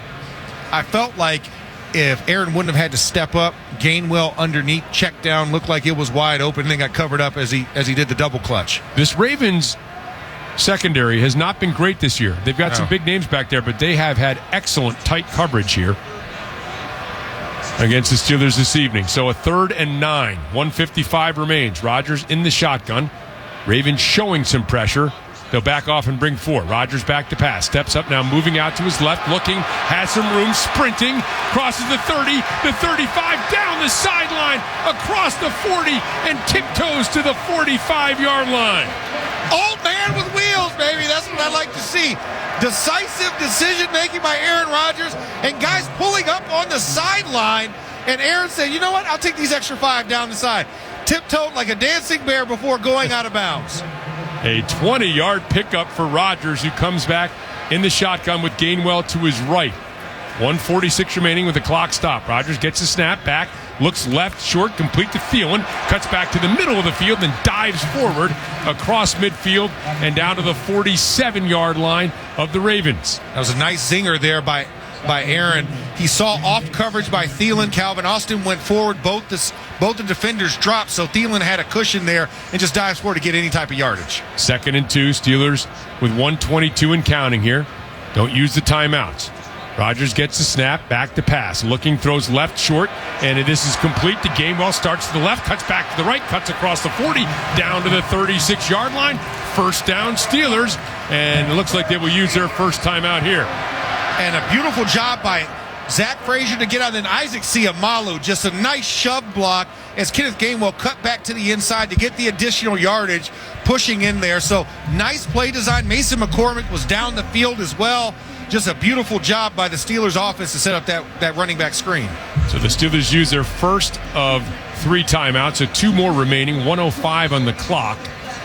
And you're already, now obviously you want to get closer, you're already in Chris Boswell's field goal range. You don't want to put too much stress on the great Wizard of Boz here.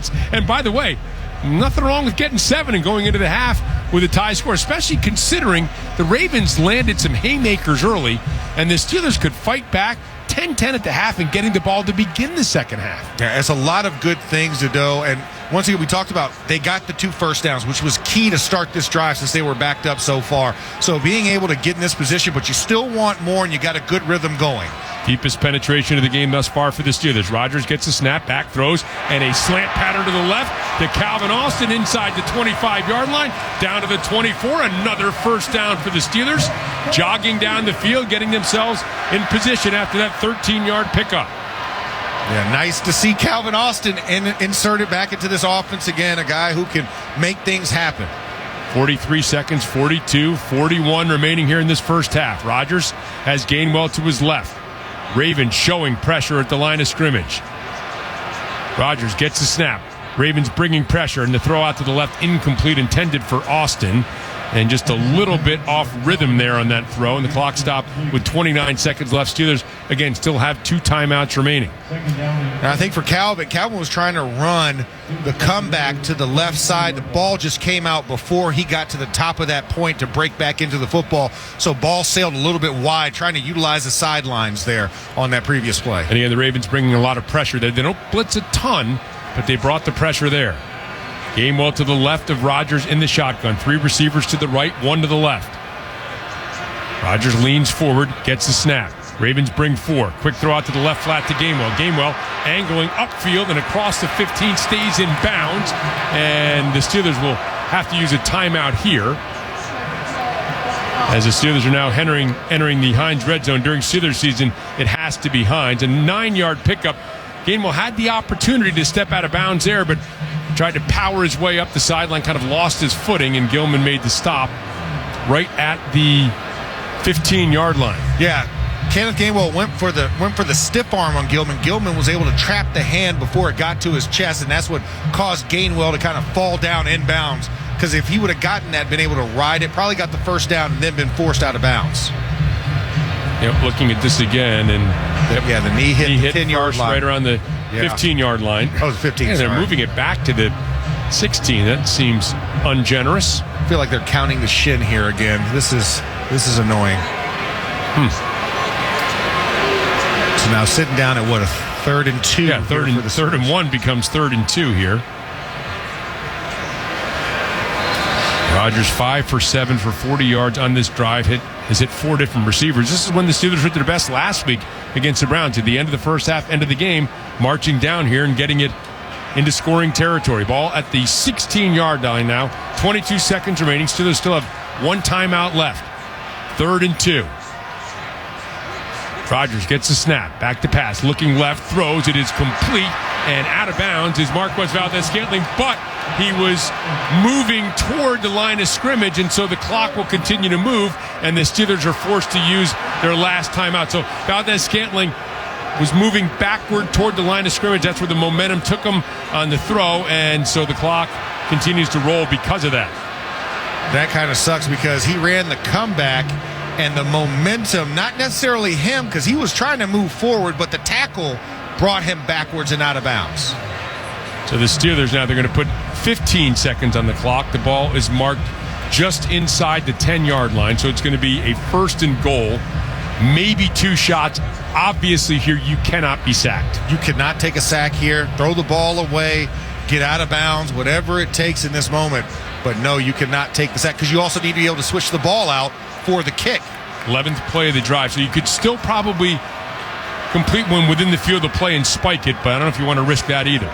Rodgers in the shotgun, has Gainwell to his right, 3 receivers to the right, 1 to the left. Rodgers gets a snap, back to pass, looking, throws in the direction of Austin.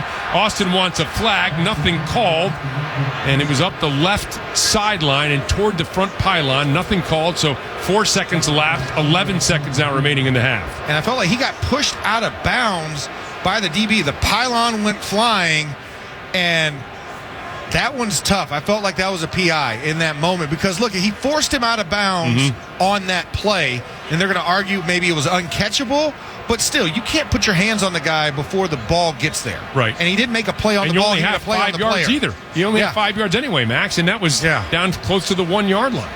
So 2nd and goal now. 3 on the play clock, 2, 1, and Rodgers just gets the snap off. Back to pass, looking, throwing left again. He's just going to heave this out of the end zone. Nobody home. And now 7 seconds remaining here in this first half. Well, the Steelers risk one more play, or will they send the field goal unit out? Looks like they're going to risk one more play.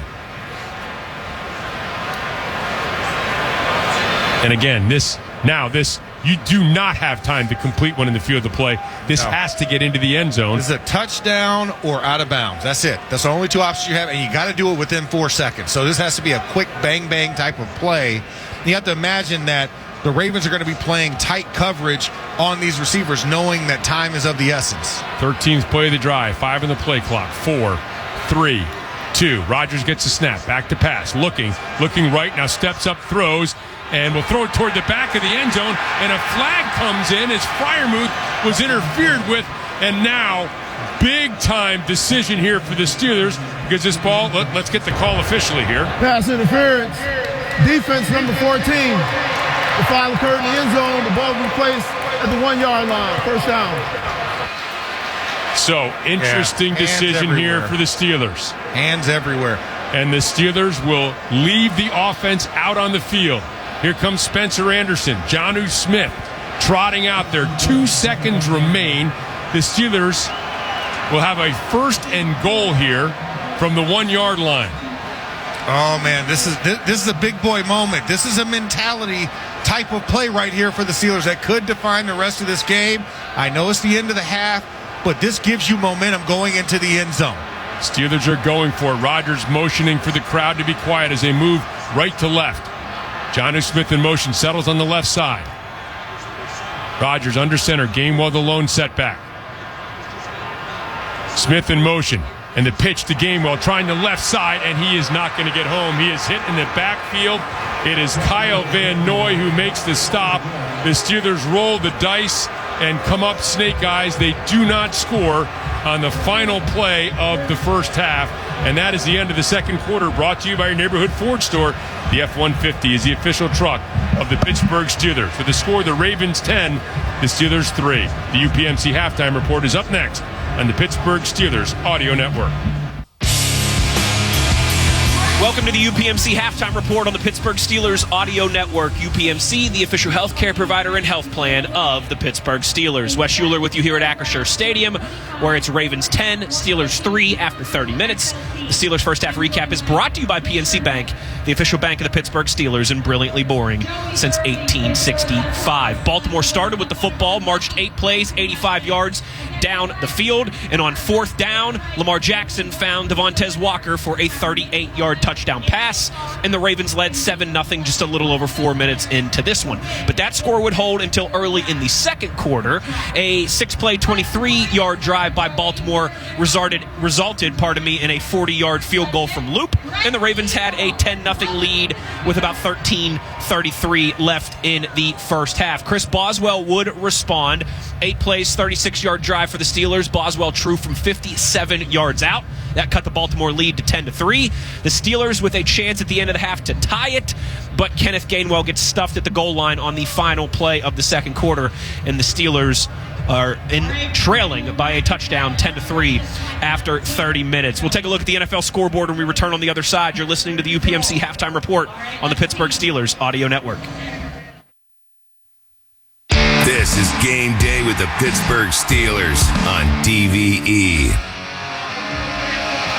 Back at Acrisure Stadium where the Ravens lead the Steelers 10-3 at the half. Let's take a look at the NFL scoreboard. It's brought to you by Number One Cochran, the preferred auto group of the Pittsburgh Steelers. Rest of the league looking like this. A couple important results today. Atlanta beats New Orleans 19-17. That makes the Carolina Panthers, despite the loss to Tampa Bay yesterday, champions of the NFC South for the first time in 10 years. Carolina will be hosting a playoff game. Houston beat Indianapolis 38-30. That locks them into the 5 seed. They will play the winner of this game on Monday Night Football next week. Jacksonville continued to roll 41-7 over Tennessee. Buffalo in the last game ever at Highmark Stadium there in Orchard Park. They make easy work of the Jets 35-8. Denver locks up the 1 seed with a 19-3 victory at home over the Chargers. When we return on the other side, I will have your first half stats. You're listening to the UPMC Halftime Report on the Pittsburgh Steelers Audio Network. The Pittsburgh Steelers play here on DVE. We now pause for station identification on the Pittsburgh Steelers Audio Network. We'll talk about this game starting tomorrow with the DVE Morning Show. Then, all week, we get you ready for the next game on your radio home of the Steelers, WDVE, Pittsburgh. Halftime at Acrisure Stadium where the Ravens lead the Steelers 10-3. Let's take a look at the first half stats. They're brought to you by Schneider Downs. Discover the value of big thinking with a personal focus at SchneiderDowns.com. Aaron Rodgers, 15 of 25 for 98 yards, no touchdowns, no turnovers. He also had a big 20-yard gain. Aaron Rodgers more than doubling Lamar Jackson's rush yards in the first 30 minutes. Let me know if you had that one on your bingo card. Jaylen Warren, just 3 carries for 18 yards. They got to get him the football more. Kenneth Gainwell, 6 receptions for 42 yards to lead all Steelers pass catchers. A huge half for Derrick Henry on his 32nd birthday. He's got 15 carries for 112 yards after 30 minutes. Lamar Jackson, just 4 of 6 for 59 yards, but that 38-yard touchdown pass to Walker. Not a lot going through Baltimore through the air, for Baltimore through the air, but having some success on the ground. Team stats before I get out of here: 7 first downs for the Ravens, 10 for the Steelers. The Ravens 2 of 7 on third downs. Pittsburgh 4 of 8. 165 yards in that first half for Baltimore, 138 for your Pittsburgh Steelers. Thanks to Caliente Pizza and Draft House for feeding our crew tonight back at studio headquarters. Caliente Pizza and Draft House, the pizza of champions. I'm Wes Euler, and you've been listening to the UPMC Halftime Report. UPMC, the official healthcare provider and health plan of the Pittsburgh Steelers. We'll have the second half kickoff right after this. You are listening to the Pittsburgh Steelers Audio Network.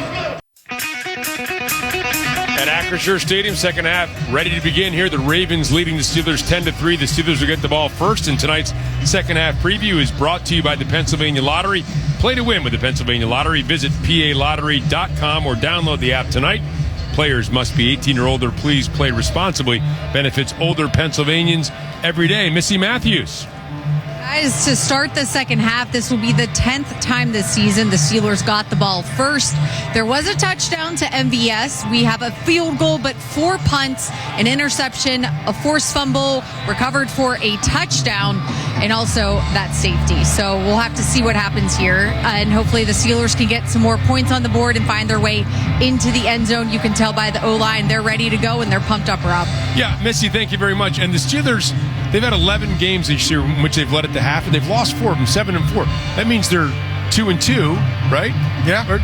Right? Or 50-50. Okay, so it can't happen. It can't happen. But I think this is 2-3. I beg your pardon. 2-3 when they're 2-3. trailing at the half, or tied or trailing. Yeah. And so they're trailing, and so it's about the same. All right. Still a toss-up here, Yep, but I still think a toss-up. what happens here on this drive is really going to be inspirational or detrimental. I was trying to think of how to put that for how they predict. You see they're moving the football, so let's see if that can continue into the second half. Jaylen Warren gets the ball at his own 5-yard line up the right hash, crosses the 25, the 30, hit as he gets there by Ojabo and gets out close to the 35. Looks like they're going to mark it right around the 33-yard line. So decent field position here after that 28-yard return by Jalen Warren. And Spencer Anderson has rumbled onto the field, and maybe the Steelers can get this ground game going. Pretty effective, 8 carries for 40 yards, but just 8 carries, Max. Yeah, I would like to see more carries there. We're right at 5-0 a carry on the game, but this is one where you need that momentum. Let's see if they can do that. They started to establish themselves in that last drive, getting down all to the 1-yard line, but they got to cap it off in the end zone. Rodgers under center. Warren is a lone setback. Jonnu Smith motions left to right, then moves back to the left. Rodgers stands up at the line of scrimmage, surveying the scene. Now settles back under center. Gets a snap, and the pitch to Warren, working to the left. Finds a crevice, crosses the 35, crosses the 40, and bangs out to the 42-yard line before Jenkins can make the stop with Gilman. So a 7-yard pickup on first down. And I love the fake by Aaron Rodgers on the backside to hold the backside crash on that play that allowed for Warren to keep it north and south. I said 7, give him 9, so out to the 42-yard line. It brings up a 2nd and 1. So good positive pickup here for the Steelers. Rodgers under center once again has Anderson to the left, Jonnu Smith to the left as well. It's a snap. Will give, and dancing around is Warren, and Warren will try the left side and stood up as he gets out to about the 45-yard line. So 2 runs and a first down for the Steelers. I like the momentum here, and for Jalen Warren, like going out the back door, but then just driving those legs. What's the nickname, Rob, we give for Jalen Warren? Always falling forward. AFF. That's right, and he did exactly that for the first down. The ball spotted just inside the 45-yard line of the Steelers on the left hash, moving right to left in front of us. The gold pants, the black jerseys, the Ravens, of course, in the white jerseys, and the purple pants as Rodgers, now moving his players around, has Warren to his left, gets the snap, back to pass, looking, steps up, throws, crossing pattern, and Thielen wanted a flag, thought he was held by Hamilton, pretty tight coverage, incomplete, 2nd and 10.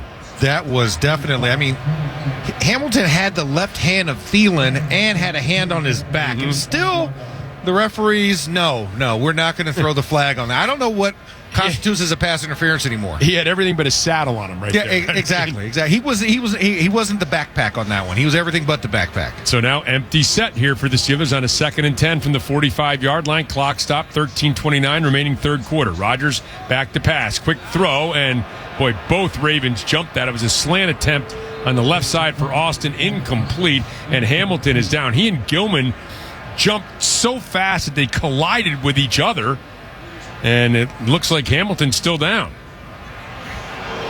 Ooh, yep, that looked like helmet to helmet there. So Hamilton might be taken off the field and might be assessed for a concussion there because of the helmet to helmet contact between him and Gilman. And Hamilton is still down, being examined right at midfield. Gilman, by the way, also being escorted off the field between a pair of trainers for the Baltimore Ravens as he's taking the long walk across the field. And so we're going to step aside here. 13:26 remains here in the third quarter. And from Acrisure Stadium, Steelers football continues with the score. The Ravens 10, the Steelers 3. We bleed black and gold. This is the Pittsburgh Steelers Audio Network. So before we took the break, after the collision between the two Ravens, Alohi Gilman walked off under his own power, and it took a while to get Hamilton up on his feet. So 2 of the top defenders are out of the game. They've both been escorted off the field by the training staff. So Chidobe Awuzie has checked in at the corner spot. Arnarius Washington, who was injured earlier in the season for the Ravens, has come back, and a good depth piece for them. He is checked in. So the Steelers, on this opening drive here to begin the second half, 2 Jalen Warren runs, picks up 13 yards and a first down, and then, beg your pardon, 12 yards and a first down, and then 2 incomplete passes have the Steelers with a 3rd and 10, 13:26 remaining. The ball spotted at the 45-yard line of the Steelers, moving right to left in front of us as Rodgers gets the snap. Back to pass, throws up the right seam, complete to Freiermuth into Ravens territory and down to the 41-yard line. A pickup of 14 yards. Muth is on the loose. And you know who was not there? Kyle Hamilton. Kyle Hamilton was not there. They threw to the new person playing the slot. Awuzie was over there, and Malachi Starks had to shift to get in that position. Aaron knew that, took advantage of the mismatch off the edge. Spencer Anderson is in the game, and now Jonnu Smith is lined up as the tailback behind Connor Hayward in the I formation. And the pitch to Jonnu Smith, moving left, and Smith will try to cut it back and get across the 40. Brent Urban makes the stop, actually right at the 40, so a yard, maybe 2, picked up there by Jonnu Smith. All right, little too creative and cute there for my liking. I would prefer 30 and 14 or averaging 5 yards a carry apiece there to be running the football. As much as I love Jonnu, Jonnu's more of the jet sweep guy. You catch him in motion versus the stationary pitch type of guy. Yeah, he's had some success, but again, Gainwell is your team MVP, and Warren was 108 yards away from his first 1,000-yard season going into play today. Now an empty set here for Rodgers as Gainwell motions out to the left. Rodgers gets a snap, back to pass, looking, throwing up the right seam. Beautifully thrown ball, and what a catch by Thielen. Tight coverage by Humphrey. I mean, that was a dart. A perfect throw down to the 11-yard line. Oh, Aaron is in his bag right now. The back shoulder fade right over Marlon Humphrey. Late hands beautifully done by Adam Thielen. And the catch and the make, and we are in scoring territory. The Steelers are now entering the Heinz red zone during Steelers season. It has to be Heinz. 11:30 and counting remaining here in this third quarter. Opening drive for the Steelers, down 10-3. Rodgers, I formation. He is under center. Hayward is the fullback. Warren is checked in as the running back. Give to Warren off the left side. Bursts through a little bit of a crease. Crosses the 10 and stretches out close to the 7-yard line. And this is the hammer. You're trying to get up in there and force the situation. A good 4-yard run there for Jaylen Warren up the middle. And Warren remains in the game. Steelers substituting out some of the receivers. So one thing to point out, Rob, the Steelers can still get a first down if they get to the 1-yard line. So still another opportunity to create a fresh set of downs if they can get the first. 2nd and 6. Rodgers in the shotgun. He has Warren to his right. Thielen motions right, then crabs back to the left. Rodgers gets a snap, back, looking, pump fakes to the left, comes back to the right, throws to Warren in the flat, makes a man miss, crosses the 10, crosses the 5, bangs forward down to the 3-yard line. It looked like he was going to be stopped for a loss, made a great move, and picked up positive yardage. Nothing is impossible for AFF. Nothing is. He's always falling forward. Very rarely do you see him getting knocked backwards, and a great job to shift and move his way down there. And a very big 3rd and 1 moment here. Fresh set of downs or end zone in this situation. 3rd and 1 ball is set at the 2-yard line. It's a long one, set just inside the 3, really. Rodgers in the shotgun in the 10th play of the drive. As Warren to his right, gets a snap. Gives to Warren, off right guard. Warren barreling forward, and Warren is short of a first down by about a foot, and another massive decision awaits the Steelers here. And I'm watching the play. He barreled forward, but they fell down on the back of his legs. That looked to be, trying to figure out who that was on that one. Looks like Mike Green, the rookie, was the one that fell on the back of his legs that stopped him from going forward. And it looks like they're setting up for the Steel City shove here. Oh, yeah. Andrus Peat in the lineup as well. Big bodies in there. Ravens are trying to swap out as well to try and meet that in kind.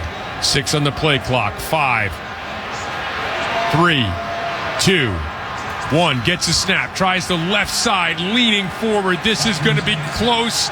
It looks like he's got enough for the first down. Had to get to the 1. You pointed out they could pick up a first down, and they've done so on the Steel City shove. I love it. And Big Brother did his job this time. He didn't try and pick up Little Brother and carry him across like groceries into the house. He allowed for him to play that perfectly, use his legs, and just push him from behind. Now this is attitude right now. And you're talking about on this drive, Rob, over 6.5 minutes on this drive. This is a heck of a way to start out this half.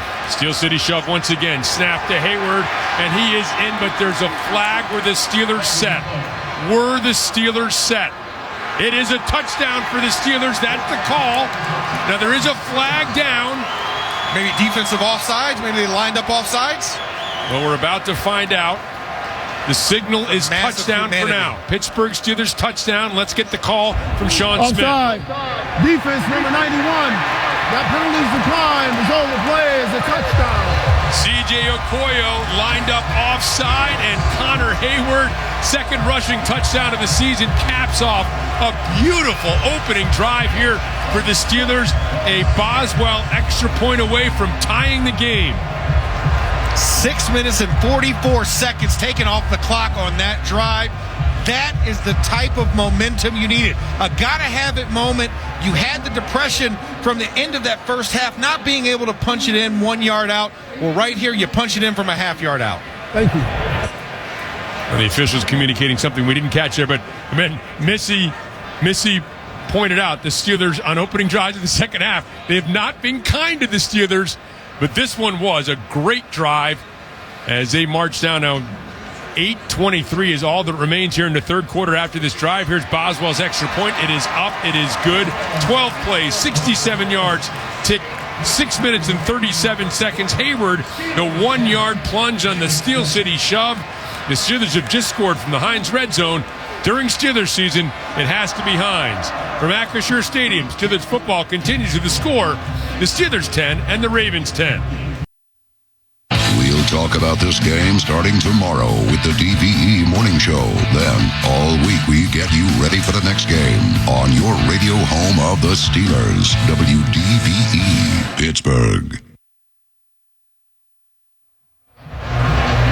8:23 remains third quarter. The Steelers, a 12-play, 67-yard drive to tie up this winner-take-all season finale. Not only season finale for the Steelers and Ravens, but also in the entire NFL before the playoffs begin. Here's the kickoff taken by Rasheen Ali, far side of the field at the 5, angling to the right, crosses the 20, the 25, and is chopped down as he gets out to the 32-yard line by Ben Skowronek. Skowronek does it. He is Pro Bowl special teamer. Pro Bowler extraordinaire, number 15, Ben Skowronek.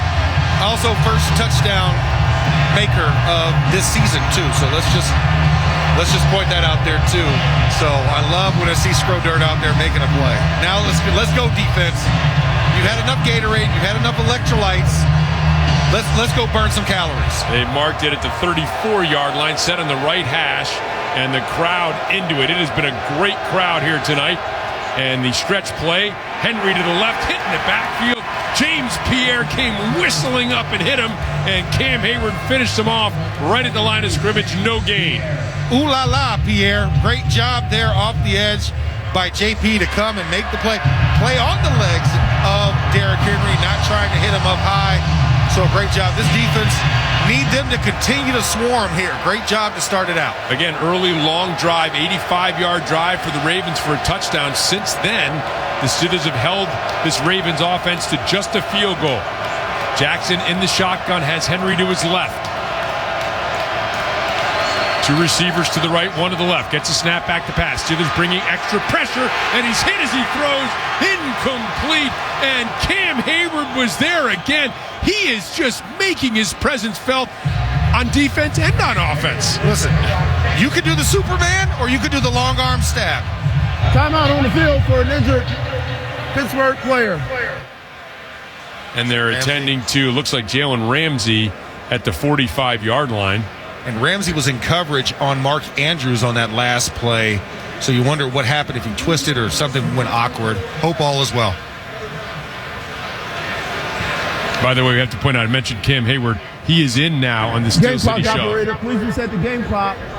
7 minutes and 31 seconds. 7:31 on the game clock. Thanks. So 5 seconds added onto the clock. We have to give all kudos to Missy Matthews. Said, now that's the real brotherly shove. That's correct. Very good. That is very true good. and only Cam one. pushing Connor across the touchdown, across the goal line. Well done, Missy. Shove. So yeah, or the Iron Spartan. We can go with that one too. I mean, a lot of good stuff, but good to see Jalen Ramsey walking off the field on his own power to the sideline. So we do have that. But yes, I guess it will be now the brotherly shove from now on. It's no longer Steel City shove. 3rd and 10. Harmon hustling off the field. Here's the Steelers substituting out. Lamar Jackson is in the shotgun as Rasheen Ali to his left. Two receivers to the right, two to the left. Man, is this crowd loud. A swirl of yellow towels here at Acrisure Stadium. Motion man across the formation is likely. Jackson back to pass. Throws, and it's batted down and picked off. Picked off by T.J. Watt. Batted down by Highsmith. And Watt somehow caught it on the deflection. And this place is going nuts. It is pandemonium here inside of Acrisure. Yellow towels are waving. T.J. Watt yelling. The entire defense celebrating in the end zone. This is the defense at its finest. Pressure, turnovers. We talked about it all this season. Almost leading the NFL, only behind the Bears for the most part of this season. And plays being made. Alex Highsmith swats it in the air. T.J. Watt right by Lamar Jackson picks the ball up. And we have pressure now for this Steelers offense, now well within Steelers territory in the high red zone. Ball's at the 26-yard line, set in the right hash. Steelers looking for their first lead of the game. 7:25 remains in the third quarter. Both Warren and Gainwell in the game, flanking Aaron Rodgers in the shotgun. Warren motions out to the left. Rodgers gets the snap. Back to pass. Will throw out to the left flat to Warren. Zips down the sideline, makes a man miss. Cuts back toward the middle of the field, inside the 20, and down to the 17-yard line. A pickup of 9 yards as we go down to Missy Matthews. Guys, the first full practice for TJ Watt was on Friday. He had been limited or not practicing for nearly a month, and somehow, some way, that felt like a Joe Burrow type interception that he got so many times against him and the Bengals. In his 17 career games against Baltimore, this is his first interception.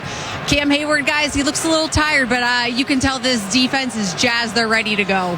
Missy, thank you very much. A 2nd and 1 now from the 17. Rodgers under center. Will give to Warren. Starts to the right, cuts back to the left, gets down to the 15, picks up a first down as the Steelers are now in the Heinz red zone. During Steelers season, it has to be Heinz. And Max, you're giving me the Motown keep it rolling signal here. That's right. Guess what that is? Time of possession. That is wearing out this opposing defense, and that is the train trying to pull into its stop, which is the end zone. Rodgers comes out under center. Warren the lone setback. Power to the left of the formation. Rodgers stands up now, speaking to his left, now speaks to his right, gestures out with his right hand, settles back under center, gets a snap, gives to Warren off the right side, cuts back to the left, finds a crevice, crosses the 10, and gets down to the 8-yard line before he is wrestled down by Awuzie, a 7-yard pickup. Now this offense is starting to lean on this defense for the Baltimore Ravens. The front seven that was so fast and so strong and so stout in the first half, starting to show little cracks there. John Jenkins, not as explosive, not as able to hold his point. They're starting to move the big man in the middle. Rodgers under center. Warren remains a lone setback. Once again, Rodgers gesturing out to his right. Now settles back under center. Gets a snap. Will give to Warren. Starts up the middle. Cuts back to the left. Spins off a tackle. And leans close to the 7-yard line. A pickup of a yard or so will bring up a 3rd and 2. Alohi Gilman back in the game makes the stop. And Lloyd Gilman, remember, got assessed for a head injury because he collided with Kyle Hamilton on the previous drive. Kyle Hamilton being looked at for a concussion. Alohi Gilman obviously cleared concussion protocol and is back in the game. So a 3rd and 2. The Steelers are 5 for 10 on 3rd down. Gainwell is checked into the game. Rodgers in the shotgun. And Rodgers steps up to the line of scrimmage. 5 on the play clock. Settles back into the shotgun. Wants a snap and now wants a timeout. Didn't like what he saw, so calls a timeout here at the 4:37 mark of the third quarter. The T.J. Watt interception was a Northwest switch of possession play. Listen to Michelle Michaels tomorrow for the cue to call in. Tell her the Northwest Bank switch of possession play and win a $100 Visa gift card courtesy of Northwest Bank, the team that brings you expert advice right in your neighborhood. Go to northwest.com. Northwest Bank for what's next. The Steelers, in case, again, you're just joining us, somehow the Steelers down 10-3, came out in the second half, marched down the field, scored a touchdown on the Connor Hayward Steel City shove, and then got the interception from T.J. Watt on the deflection, and now a 3rd and 2, and a here we go Steelers, here we go chant. This crowd's been phenomenal tonight. Yeah, they've been going back and forth. And in this moment, you want all that momentum in your favor, but for the offense, we need to be a little bit quiet. Defense, we need pandemonium. So let's just quiet it down and let's hope they can get these 2 yards here and get a fresh set of downs or get in the end zone. I'm not going to be shy about asking for it. And the crowd has quieted down now in this 3rd and 2. Rodgers in the shotgun has Gainwell to his left. 4 on the play clock. 3, 2, gets a snap, back to pass. Looking left, looking, floats back in the left-hand corner of the end zone. Incomplete, intended by Freiermuth. Gilman in coverage. Freiermuth wanted a flag. No flag, and Boswell and the field goal unit will trot out to try to put the Steelers into the lead for the first time tonight. And I get what Pat was asking for. Alohi Gilman actually had a trap on the elbow of Pat Freiermuth on his left elbow, so he could only put his right hand up as Gilman was face guarding him in the back of the end zone. Obviously a tough angle for a referee to see in that moment, but hey, potential points on the board and a potential lead for the first time in this game, I'll take it. Boswell's hit from 57. This is a chip shot from 25 yards out, and 4:28 remains here in the 3rd quarter, and the Steelers have just scored from the Heinz red zone. During Steelers season, it has to be Heinz. With the score, the Steelers 13, the Ravens 10. This is the Pittsburgh Steelers Audio Network. Randy Baumann Mornings in Steelers football. DVE. Here's the latest NFL scores brought to you by Clearview Federal Credit Union. Financial advice is closer than you think. Buffalo on top of the Jets, 35-8. Detroit tops Chicago. Denver over the Chargers. The Rams on top of Arizona, 37-20. Vegas defeated the Chiefs 14-12. New England all over Miami, 38-10. Washington on top of Philadelphia, 24-17. We talked about things that the Steelers defense does. They sack the quarterback. They've done that 3 times. They create turnovers. They've done that. So the Steelers playing to their strengths after Baltimore played to its strength running the football earlier. Here's the kickoff, and it's Ali, and Ali gets out to the 20, stutter steps, and down he goes. And you know what? Connor Hayward's all over the place, and Hayward says the ball came free, and it's the Steelers' ball. He's down at the bottom of that pile, and no signal yet from the officials. Yeah, it looked like it got pushed out. Oh, no, the ball's out before his knee hits. I'm watching the replay. It looks like the ball was moving, Max. It was before his knee hit the ground.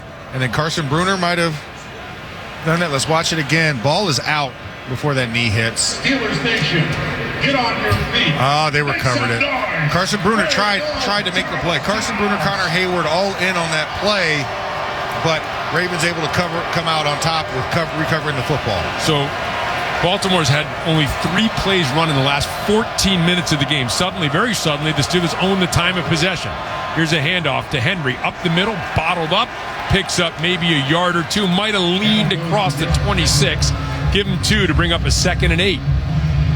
And these boys are playing big. Keanu Benton, the first man on the site, whipping the block on the right side. He's been good tonight. He has been really good at not staying on these blocks, getting into the open lanes, and putting a hit on the running backs, albeit Keaton Mitchell or Derrick Henry. 2nd and 8. Henry to the right of Jackson in the shotgun. Once again, the crowd up and cheering. Now, Jackson moves back. Pistol formation to Henry off the left side, and Henry this time is able to struggle free and pick up first down yardage out to the 33-yard line. So that'll quiet the crowd a little bit here after that 8-yard pickup and a first down for the Ravens. And Cam Hayward just could not keep a handle on him as he was trying to disengage from Falele on that play. And then Patrick Queen him and Keanu Benton kind of clashed into each other, but both seem to be okay and still in the lineup. Good to see Jalen Ramsey back in there. Keaton Mitchell is now checked in for Derrick Henry. Ricard in motion to the left, and the pitch will go that way to Mitchell. Mitchell trying the left side. Ooh, he is hit hard, wrapped up, and taken down. It was Alex Highsmith who was there first for the Steelers. Edge defender number 1, but he wears number 56 in your programs, ladies and gentlemen. That is a guy who plays the edge so well. Of our outside linebackers, I would say the best at doing it, and Alex Highsmith has a big play on the edge for a loss. The loss of 1 brings up a 2nd and 11. Henry checks back into the game. Ball at the 33-yard line of the Ravens. 2:40 and counting remaining in the 3rd quarter. Henry to the right of Jackson in the shotgun. Crowd once again up and cheering. Jackson gets a snap, and T.J. Watt, did he move early? No, I think he might have been induced to come offside. False start. Offense number 81. 5-yard penalty. Second down. And that's the touchdown scorer, Devontae Walker. And T.J. Watt saw him out of peripheral vision off the left side. We'll take it. And darted across the line of scrimmage, and now back him up 5 to make it a 2nd and 16 back at the 28-yard line. What a great job, because I thought TJ got a heck of a jump on there. I'm glad Walker jumped first, and now we're sitting at 2nd and 16. A good place to be. Pin the ears back. Do not allow Lamar Jackson any running lanes. Jackson checking his wristband, consulting with Henry. Henry's to his left in the shotgun.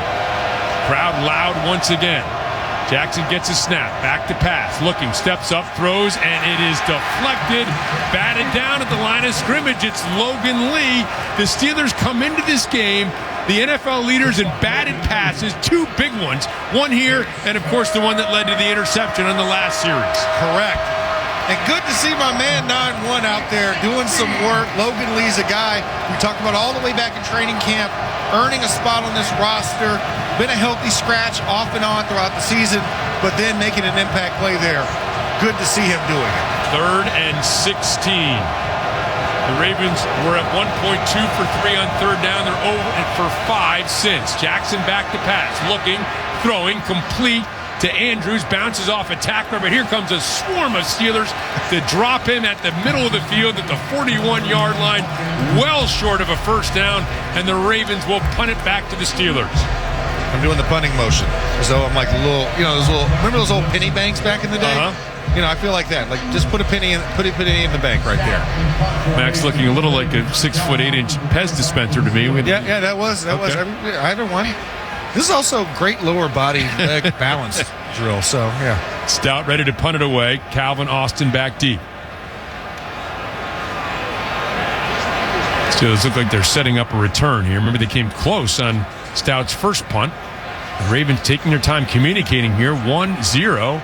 And they're going to let this go as Stout boots it away. High, driving, spiraling kick. Austin will let it land over his head. It lands at the 11-yard line. Bounces sideways across the far side of the field and is downed at the 12. 1:04 remains here in the 3rd quarter from Acrisure Stadium. Steelers football continues with the score: the Steelers 13, the Ravens 10. Steelers football happens here. The Pittsburgh Steelers Audio Network. The momentum swinging in the favor of the Steelers. Remember, in the last game, the Steelers only ran 51 plays. They've already run 51 in this game. Going to run their 52nd play here with the ball at the 12-yard line. Now, great punt by Stout. We've talked about what a weapon he is as the best net punter in the NFL. And the ball, 1:04 remaining. Kyle Hamilton's out of the game, evaluated for a concussion, so that's a big blow to this Ravens defense. Rodgers comes out in the shotgun. He has Gainwell to his left. Steelers at the ball at their own 12-yard line. 1:04 remains, 3rd quarter. They are up 13-10. 3 receivers bunched out to the right. Now one of them in motion, Thielen, in the orbit motion as the handoff goes to Gainwell, trying to get to the right edge, and he's going to get there and angles out of bounds across the 15. Looks like they'll mark him out at the 18-yard line. So good, solid pickup on first down for the Steelers. And Zach Frazier and Mason McCormick out there lead blocking. And only the 4th carry for Kenneth Gainwell. You'd think because of the way this flow has been that Kenneth would have had more, but he has a lot of catches, and this is only his 4th true rush that he's run in this game. Jaylen Warren outpacing him right now on the rush touches category. Pickup of 6, 33 seconds here remains in the 3rd quarter. So it's a 2nd and 4 for the Steelers at their own 18-yard line. Rodgers in the shotgun has Gainwell to his right. Rodgers surveying, now waggles Gainwell out to the right. And Rodgers will throw underneath and a quick slip screen to Freiermuth, and he's out across the 20 to the 24. It is a first down, and that will be the last play here of the 3rd quarter. And what a quarter it's been for the Steelers. A touchdown on their opening drive, and then the interception by T.J. Watt, a field goal, and they will head to the 4th quarter with the lead at Acrisure Stadium, trying to nail down their first AFC North title since 2020. Time to make The switch to the fourth quarter brought to you by Northwest Bank. Explore checking that lets you get paid up to 2 days early. Northwest Bank for what's next. Member FDIC, equal housing lender. With a score, the Steelers 13, the Ravens 10. This is the Pittsburgh Steelers Audio Network. We bleed black and gold. This is the Pittsburgh Steelers Audio Network. The start of the fourth quarter is brought to you by Hyde Park. Thank you, Pittsburgh, for voting Hyde Park best steak in the city. Steelers up 13-10. Once again, for the first time in the history of this incredible rivalry, the winner of the final game of the regular season will be crowned the AFC North champion. The loser will find their season coming to an end. Spencer Anderson is checked in as the extra offensive lineman on this 1st and 10 from the 24. Steelers moving left to right in front of us. Rodgers under center, taps both sides of his helmet, has Gainwell as the lone setback. Turns around, says something to Gainwell. Now 2 on the play clock. 1. Rodgers gets the snap and will throw out to the left, and it is complete, and it is Scotty Miller, and Miller weaves up to the 29-yard line. Rodgers kind of contorted his body and threw it out to the left there. That was an interesting throw. We know he's a great off-platform thrower, but it is a pickup of 5 to bring up a second and 5. That was pure improv. Yeah. Because the time was running, and it actually hit 0, and he got the ball off. He was like, uh-oh, I forgot what I called. He's like, Scotty Miller's open. Throw it to him. Second and 5 from the 29. Steelers trying to continue this drive. Already 1 first down on this drive. They've been dominating the second half here at Acrisure Stadium. Rodgers back to pass, goes out left flat, and a flag down as Gainwell zips up the left sideline. And, oh, man, this is going to be offensive pass interference against the Steelers on a clear out. Pass interference. Offense number 88. 10-yard penalty. Second down. And Pat, I mean, he took 2 guys out. Let's be fair. He took 2 guys out, but it was intentional pick right all the way there. There was no dramatics, no Emmy nomination for that one. Boy, that is a shame because, I mean, you were really moving there and to pick up a penalty. Of course, the Ravens really hurt by penalties throughout the course of this game. So now it's 2nd and 15. Ball backed up at the 19-yard line for the Steelers. Again, a 3-point lead. It's their first lead of the game. Rodgers in the shotgun, empty set, gets a snap. Back to pass, throws left on a quick slant. This is Gainwell. Gainwell heads up the middle of the field, crosses the 25, gets out to about the 26-yard line, so picks up 7 to bring up a 3rd and 8 here. At least got half of that back, and at least you get back into the 3rd and imaginable zone. I don't know if we call this 3rd and manageable. It's 3rd and imaginable as opposed to 3rd and 15 in that moment. Got 7 yards on that play, which was nice. Now at least you cut that distance and you have a little bit more options available to you. 7 receptions, 49 yards for Gainwell. Steelers break the huddle with 14 on the huddle clock. Rodgers in the shotgun. He has Gainwell to his right. 3 receivers to the left. Gets a snap. Back looking left. Throws in that direction. And it is caught by Marquez Valdez-Scantling at the 39-yard line. It is enough for a Pittsburgh Steelers first down. There we go, MVS coming in a clutch moment. Ran the inside route. Had a nice underneath clear out so that safety had to play down. MVS scooted Number right 74. behind. And that throw just a little behind him. That was a really good catch by MVS. Great adjustment by him. Falling down forward, ball behind him, able to get both hands on it and reel it into his body for the first down. Steelers keep that momentum going. Ball at the 39-yard line. Jalen Warren is checked in. Spencer Anderson, the extra offensive lineman. Rodgers under center. And will play action pass. Rolling out to the right. Comes back, wants to throw deep across the field to MVS and almost picked off by Starks, who jumped the route deep across the field by Rodgers and incomplete, and really, frankly, fortunate that ball was not picked off. It wasn't. Malachi Starks was moving really fast across the field. In fact, he did about a 7-point roll there when he went to go jump for that ball. And MVS came behind him, should have cut him off underneath, probably would have made a better play on that ball, but nonetheless it falls as an incompletion. So 2nd and 10 at the 39-yard line. Warren remains in the game. He is to the right of Rodgers in the shotgun. Jonnu Smith starts in motion to the right, moves back to the left. Rodgers gets a snap, will give left side, and Warren finds a hole, crosses the 40, and met hard there by Awuzie. Big hit at about the 42-yard line. And so a pickup of 3 brings up a 3rd and 7. and nice wheel job, but Zach Frazier actually tried to stand there and try and force like a drawbridge that wouldn't open, but of course got knocked down backwards in the process. But good effort. Good effort. The arms spread wide and was trying to take on two defenders. But hey, listen, he got in their way, and a 3-yard pickup brings up a 3rd and 7 now. See, there's 6 for 12 on 3rd down. Keep in mind, we talked about this earlier. 3 for 15 on 3rd down a week ago. Rodgers gets a snap. Back to pass. Looking right. Under duress. Now steps forward. And he's going to be sacked. Taken back inside the 40-yard line to about the 38. And the Steelers will send out the punting unit. And Travis Jones and Mike Green both in on the play. And it was Dylan Cook tried, but yeah. Oh, no, sorry. I apologize. That was Travis Jones. I got it right. Yeah. Travis Jones was actually the one that will be credited with the full sack. Yeah, Cook took Green back behind Rodgers and actually knocked him down, but then Green popped back up and at least got in on it here. So the Steelers at 11-11 here and counting in this fourth quarter will punt it away with a 3-point lead. Waitman back to boot it. Wester back to receive. Left-footed boot is very short. Spiraling kick, and Wester's run into by his own man, and it's picked up by the Steelers, who think the Ravens touched it, but they didn't. That was Jack Sawyer who picked it up on the bounce, and a short punt. The ball is going to be spotted at the 28-yard line. 10:52 remaining here in the fourth quarter, and now let's sort out what's happening here with the officials. Ruling on the field is a legal touch by the kicking team, recovered by the Ravens. First down, timeout. So that's the call from Acrisure Stadium. 10:52 remains in the fourth quarter. Steelers football continues with the score. The Steelers 13, the Ravens 10. Oh, Mama, I'm in fear for my life from the long arm of the law.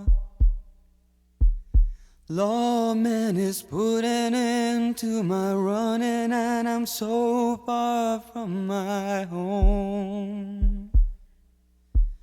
Oh, Mama, I can hear you a-crying. You're so scared and all alone. Hangman is coming down from the gallows, and I don't have very long. They finally found me, the renegade who had it made, street war about me. Never more to go astray. This will be the end today of the wanted man. Oh, Mama, I've been years on the lam and had a high price on my head.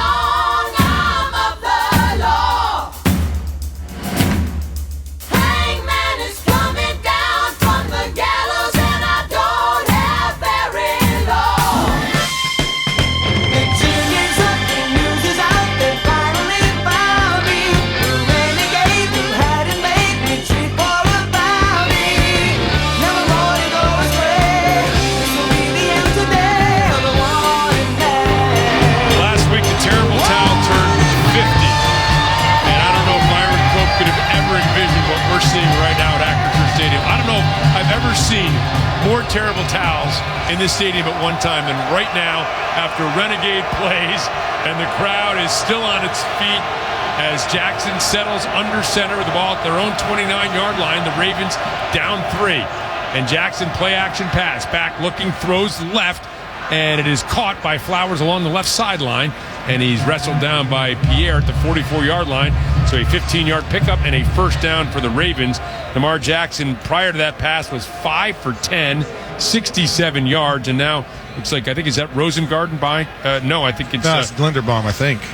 Is that Linderbaum? Voorhees. I think it's Voorhees. Oh, no, Voorhees. Voorhees is the one down. Left guard who has been in this game. Falele was the one that went out earlier. Now he's down, so that means Emory Jones will step back in probably again in his stead at the left guard position, his more natural position for the Ravens.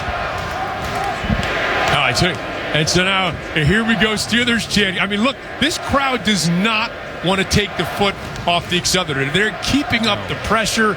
They're keeping up the enthusiasm. I mean, an injury here now as they're trying to help Voorhees off the field, but this crowd, they want to be part of this. They want to see this historic game fall the Steelers' way tonight and do their part in doing so.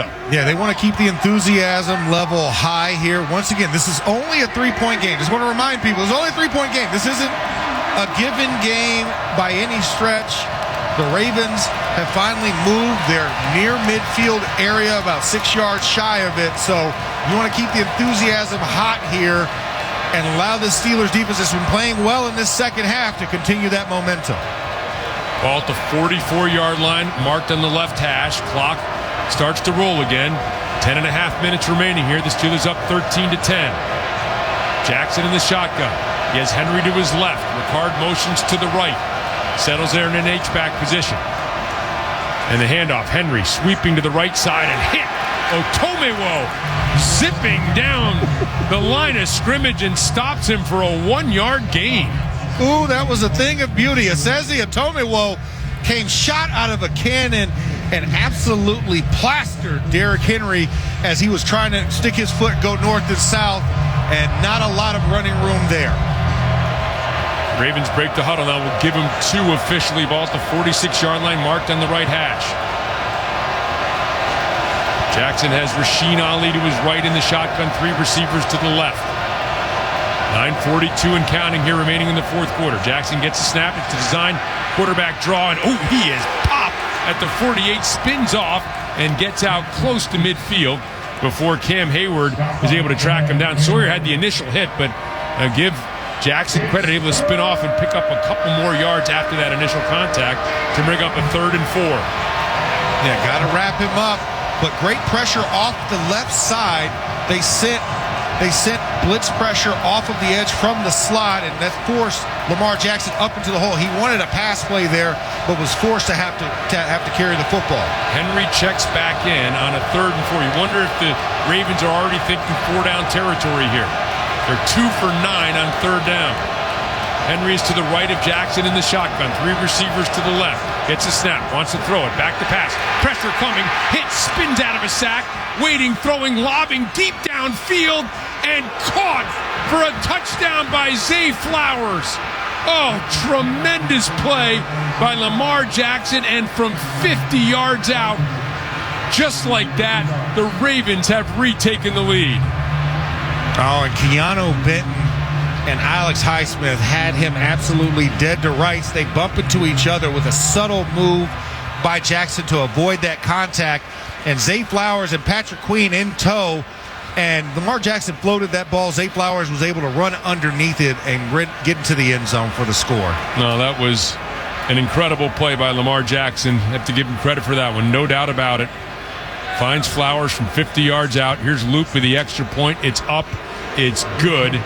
4-play, 71-yard drive, and the Ravens have tried to suck the momentum out of Acrisure Stadium in the enthusiasm. They've taken the lead with 8:42 remaining in the fourth quarter with the score of the Ravens 17, the Steelers 13. This is the Pittsburgh Steelers Audio Network. Steelers football happens here. The Pittsburgh Steelers Audio Network. Stay tuned after the game for the Mike Tomlin post-game press conference brought to you by your neighborhood Ford store. The F-150 is the official truck of the Pittsburgh Steelers. Hoping that Mike Tomlin will be overseeing a press conference that has the Steelers winning a 9th AFC North title since the AFC North came into existence in 2002. We will crown an 18th champion in the 24 years between these two teams. We don't know which one it's going to be. We don't know which one, but one of them's going to win the 18th combined between the two teams. The Steelers have the edge. They have won 9. Baltimore has won 8.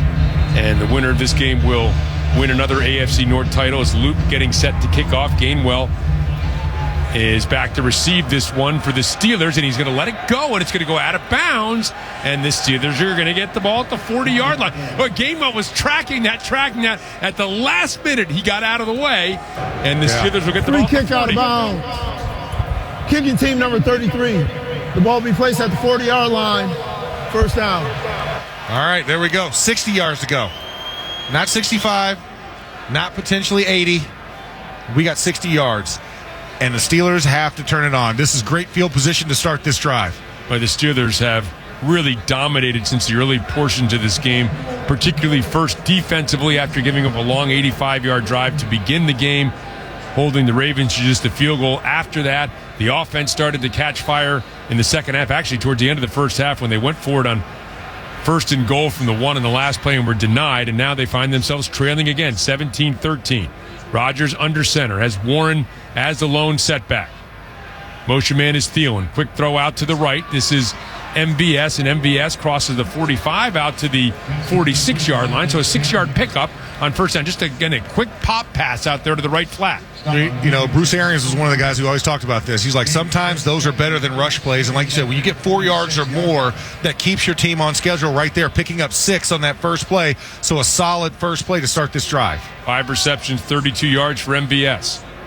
Rodgers under center. Lone setback is Warren. Now, Rodgers talking to his left, now gesturing to his right, settles back under center with 10 on the play clock. Gets a snap, will pitch to Warren, right side.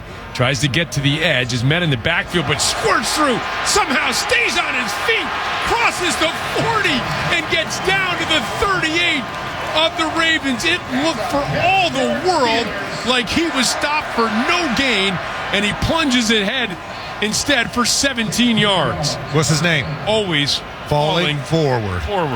There it is. AFF in full display. 27th combined touch for the Warwell combo. That means Jaylen Warren and Kenneth Gainwell.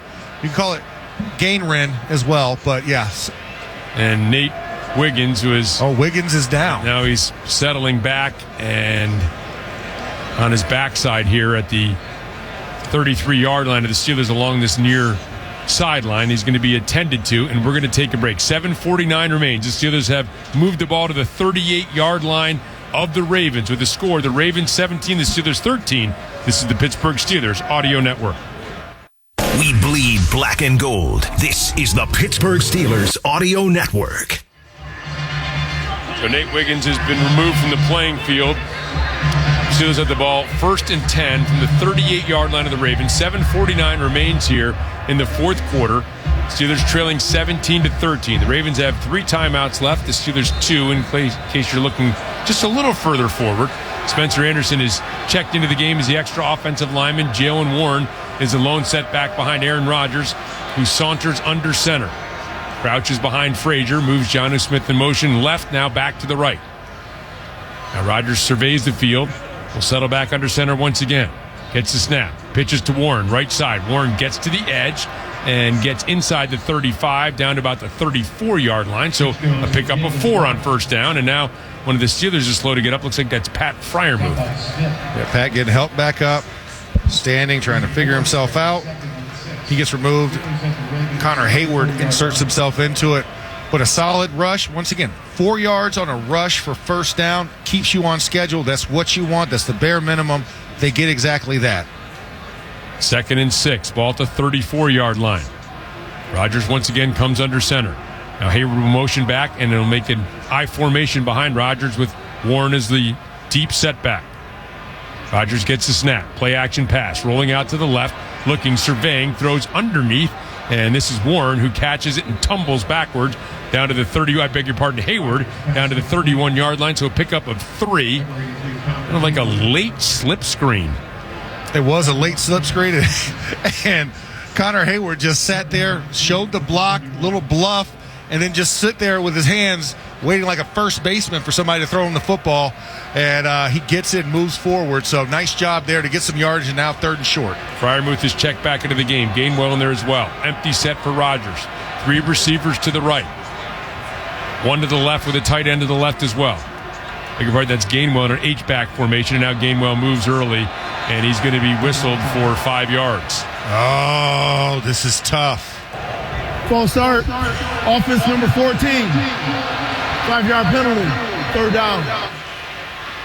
Well, not only does this march you back, but, and they're saying that Mike Green actually moved as well as Gainwell.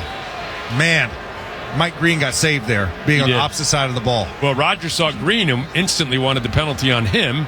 Yeah. But it said now march back to the 36-yard line. Again, if you're thinking, hey, 2 field goals would also win this game for you, that just made that field goal attempt back to 54 yards if you don't pick up any more yards here on a 3rd and 8. Rodgers gets a snap. 3-man rush coming. Rodgers throws over the middle of the field to Freiermuth. Freiermuth down inside the 10 and dragged down at the 6. The seam killer himself, number 88. Use that man. 8-8 goes down the middle, and my goodness, cover 2, beauty. Steelers are now entering the Heinz red zone during Steelers season. It has to be Heinz. They're going to mark the ball at the 5-yard line. 30-yard pickup. Beautiful play. Great throw by Rodgers. And like you said, Freiermuth up the seam and open. A beautiful seam route ran by Pat Freiermuth. 2 high safeties, so you have to make a decision. They're looking outside. Beautiful job by Pat Freiermuth. 3 receivers to the right. Rodgers in the shotgun has Gainwell to his left. And now wants to use a timeout here as the play clock was winding down. And again, boy, this is just going to underscore the importance here, Max, of scoring a touchdown right here because the Steelers only have 1 timeout remaining. So if you're thinking, okay, like math, right? You score a touchdown, obviously you have the lead.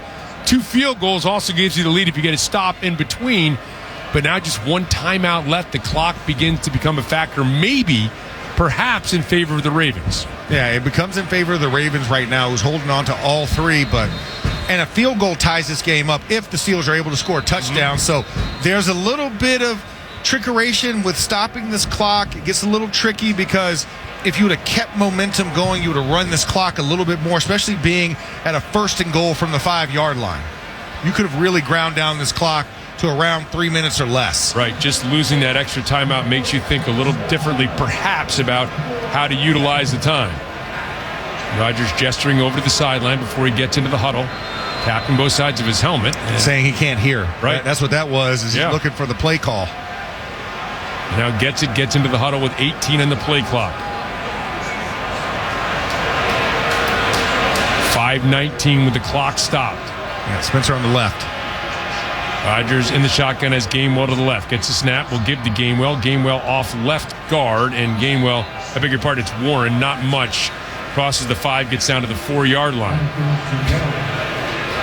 So Mason Rudolph. Oh, new armband. Yep. And Rodgers tosses it away. Says, I don't want it. I don't want the armband. And now Arthur Smith is running out to the field to communicate with Rodgers, who's trotting back on. Oh, boy. Want to make sure the play call gets out there correctly. 20 on the play clock, and the ball at the 4-yard line. Under 5 minutes remaining here. Spencer Anderson is still in the game. Steelers break the huddle with 13 on the play clock. Hustling here now. Rodgers has Warren to his left. Gets a snap, back to pass, rolling to the right, looks, throws. It is complete to Jonnu Smith, but he is hammered in the right flat, just inside the 2 by Awuzie, who came away limping. Yeah, he's limping, trying to ask for somebody to come to the sideline. He has to make a long run to the opposite side of the sideline. And Rodgers is hot because he can't hear anything, so he's running over and now jogging back onto the field. 23 seconds on the play clock. There is 4:12 on the game clock as the Steelers huddle up here. So TJ Tampa in at the corner position. Just somebody to welcome. He has not been in this game so far, so you wonder if they target him. 3rd and goal from just inside the 2-yard line. 5 on the play clock. 4, 3. Rodgers empty set. 2. 1, and Rodgers has to use the third and final Steelers timeout with 3:53 remaining here in this fourth quarter. And Max, to me, this means the field goal's out the window. I think you have to think about this as 4 downs here. Yeah, you got to think this 4-down territory to get 2 yards. So however you need to do it, however they need to script it up, possibly send in 2 plays for Aaron Rodgers so you can run a hurry up if you don't get in the end zone on this play to put that pressure on them. Don't allow for them to substitute a player out. And like I said, I saw Awuzie go out. He was limping. Looks like he's coming back into the huddle. Nope. Nate Wiggins is back in the game. So Nate Wiggins back in on this play. So let's see what they can do. But 2 plays, got to get the end zone. Got to find pay dirt. So Anderson is in there along with Gainwell at the running back position. Steelers break the huddle with 22 in the play clock. Gainwell's to the left of Rodgers in the shotgun. Rodgers gets a snap. Will give to Gainwell, sweeping right. And Gainwell will score a Pittsburgh Steelers touchdown. With 3:49 remaining in the fourth quarter, he sweeps around right end, ducks inside a blocker, and scores the touchdown. The Pittsburgh Steelers voted on their MVP this week, and it was that man right there. Kenneth Gainwell wins the team MVP, and no better moment for him to get there. And guess what the combined total of touches is between Jaylen Warren and Kenneth Gainwell? 30? 31. 31. Max. One extra, one to grow on there for this team. Max called for 30. Now, a very important extra point here for Boswell. Snap, hold, kick is up, and that kick is right down the middle. And the Steelers have just scored from the Heinz red zone. During Steelers season, it has to be Heinz. Missy Matthews, the Steelers have a 3-point lead.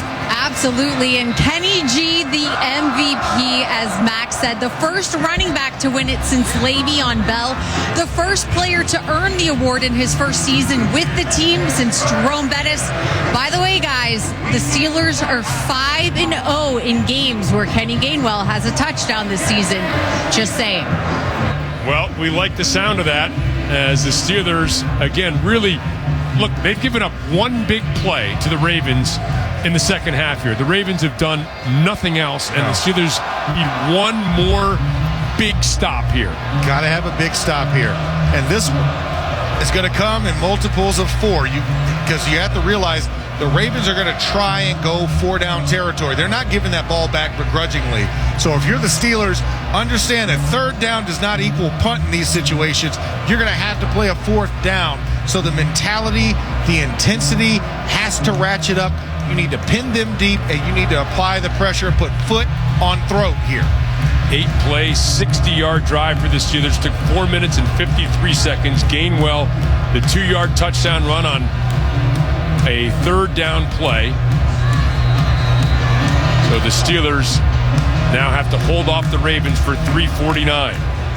Here's the kickoff. It's going to be taken by Wester at the 7-yard line on the run. Heads up the numbers, now cuts back to the right and is taken down by Connor Hayward, who's having himself a heck of a football game here.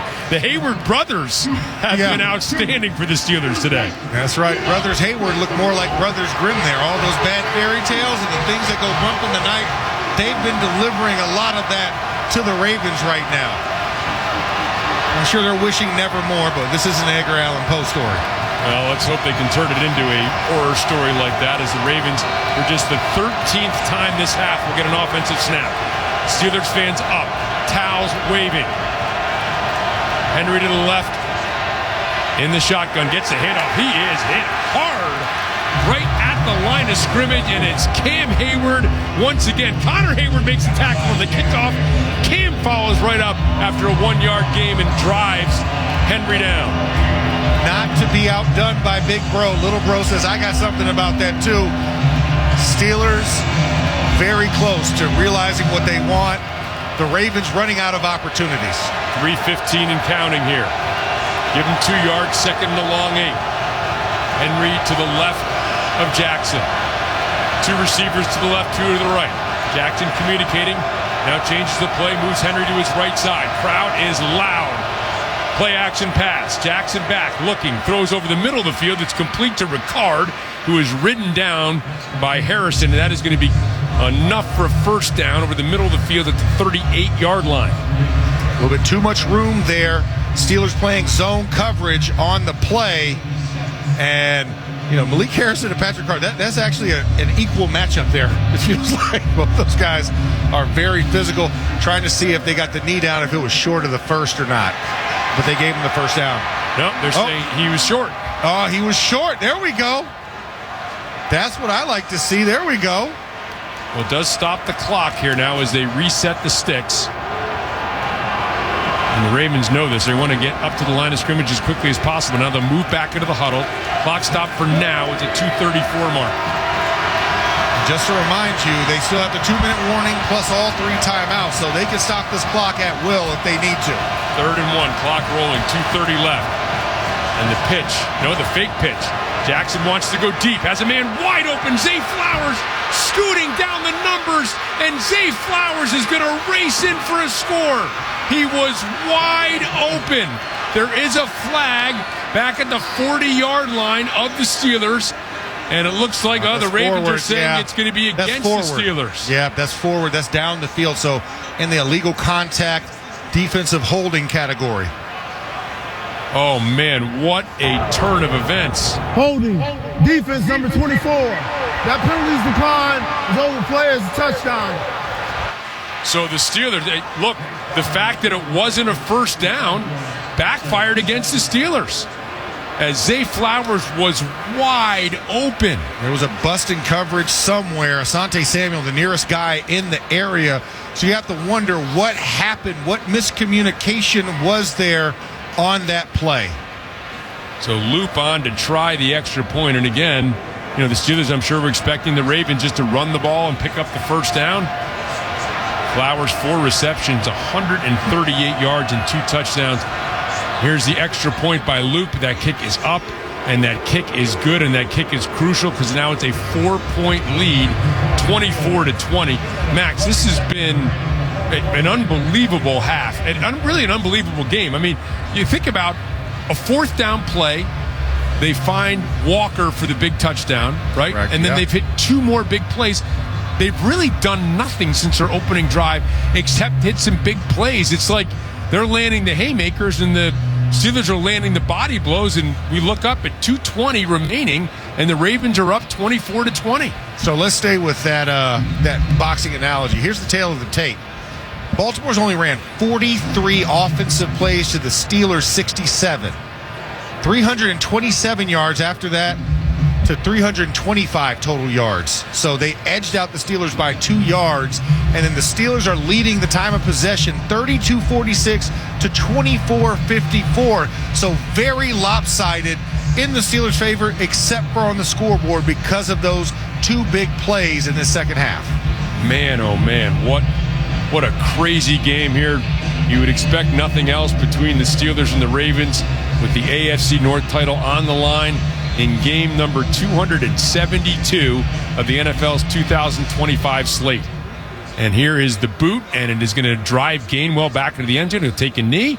That's fine with the Steelers. It means they start at the 35, and no time is elapsed off the clock. And keep in mind, the Steelers they need every second they can get because they are out of timeouts. And they have the 2-minute warning on their side, which is a good stoppage. So you got to have good plays here, positive yardage in this moment. And man, this is one of those that's nail biter. We knew this was going to be a tight game. These games are always 1 possession or less. But I'm glad the Steelers have an opportunity to get good field position. It's the second time. Last drive, remember, they got it from the 40 with the out of bounds, and right here, 35. So 65 yards down the field is what they need. Kenneth Gainwell to the right of Aaron Rodgers. Freiermuth motions right to left. 2 receivers split to the left, 1 to the right. Rodgers gets the snap. Ravens bring 4. Quick dart pass to the right on a slant to Calvin Austin, and he crosses midfield and gets down to the 49-yard line of the Ravens. And the Steelers will be content to let the clock elapse down to the 2-minute warning, where, of course, it will stop. And now it is time for the 2-minute warning, brought to you by Giant Eagle. Giant Eagle is proud to bring freshness, quality, and value to Steelers Nation. Visit your neighborhood store or order online with curbside pickup and delivery. So the Steelers have their capes on. Some of the players, they're meeting out on the field about the 45-yard line, or they're circled up. There's the offensive linemen remaining out behind the ball. They're not involved in these talks, Max. No, they don't need our input at this point. All we need to do is, do I block going backwards or do I block going forwards? That's all we care about in this moment. And make sure you call the right play. Now, obviously, that last series, we saw some miscommunication issues that forced us to burn the last 2 timeouts. Aaron didn't want the Mason Rudolph sidearm QB play caller sheet. He wanted Arthur to run out and tell him to play. So good to have that interaction between them, but you've got to be tight here. Now, the first thing is you got 16 yards on the first play. So that 65 yards now becomes 49 more yards you need to go, but no more timeouts, and you got exactly 2 minutes to get a touchdown. They review a lot of these scenarios. This is the biggest one. This is the penultimate scenario. You don't get any more practices to run these if you don't get this one accomplished. So the Steelers with the ball at the 49-yard line of the Ravens. They're down 24-20. The Ravens, by the way, have all 3 of their timeouts. Again, to recap, the Steelers have no timeouts remaining. Rodgers breaks the huddle. He has Gainwell to his left, 2 receivers split to each side. Ravens showing 4-man pressure.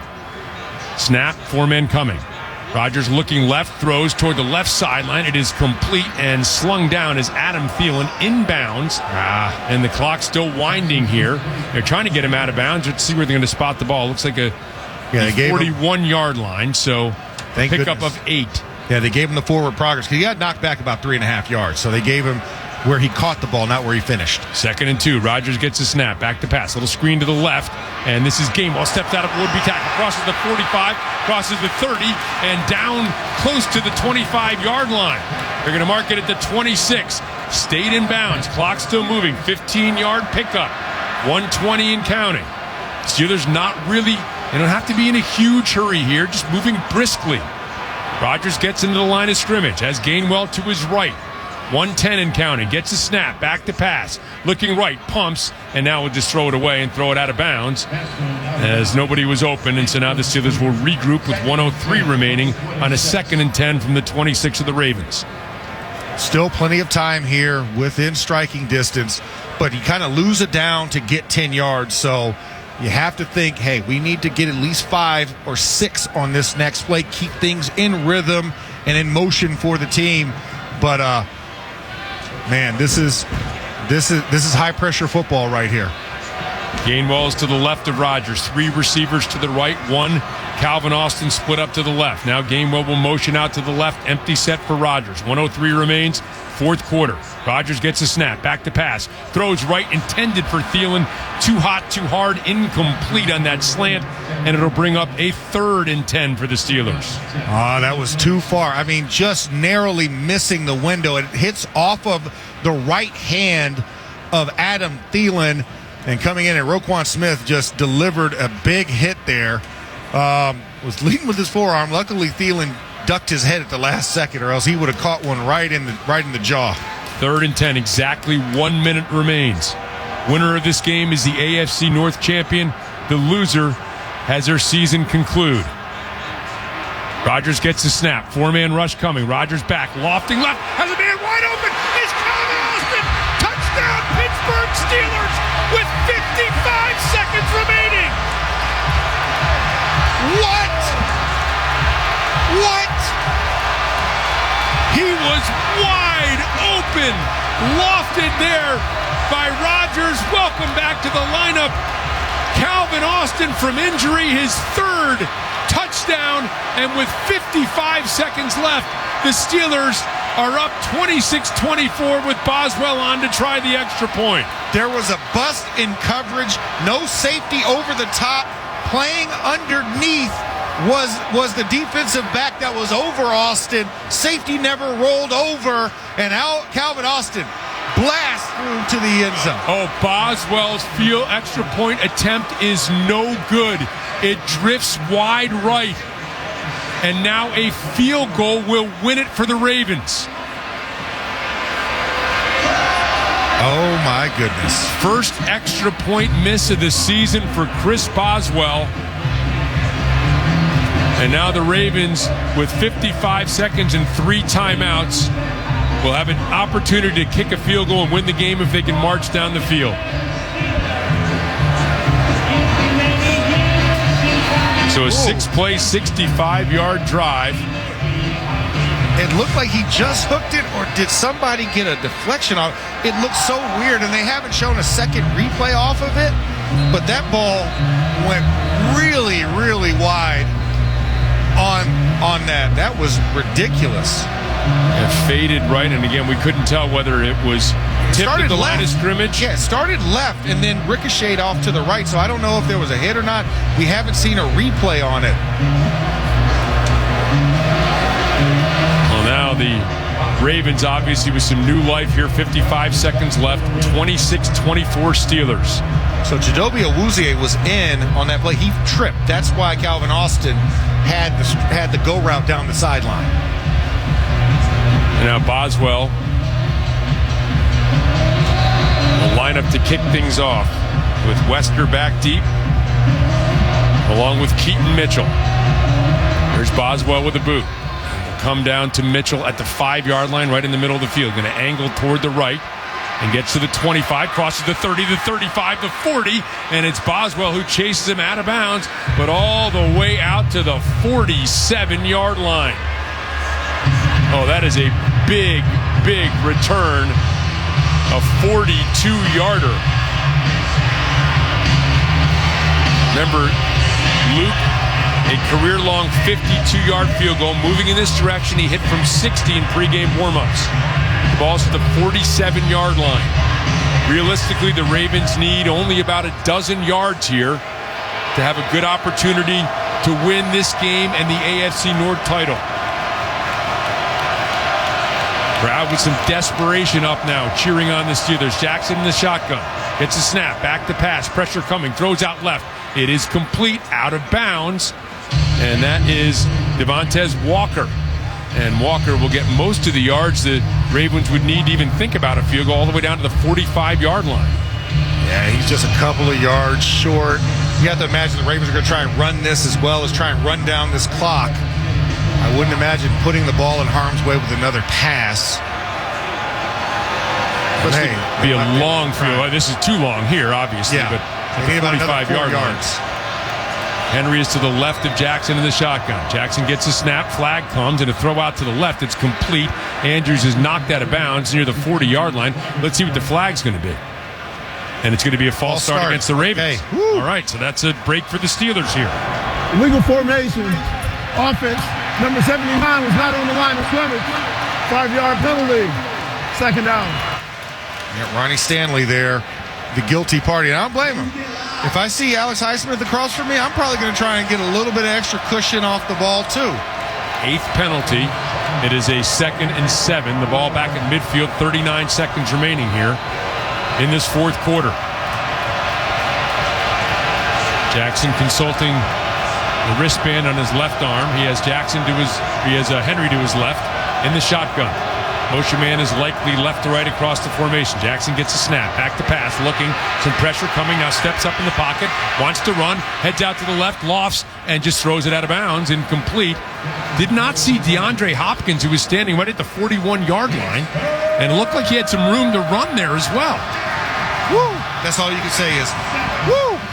And I'm going to go ahead and just make sure I hit all 4 points of brace and contact there to make sure that was a missed opportunity. Steelers 2 downs. So 2 downs, can you hold them? 3rd and 7. Oh, this would be a great time for a sack for the Steelers if the Ravens do, in fact, try to throw this ball with Henry to the right of Jackson and 3 receivers split out to the right, 1 to the left.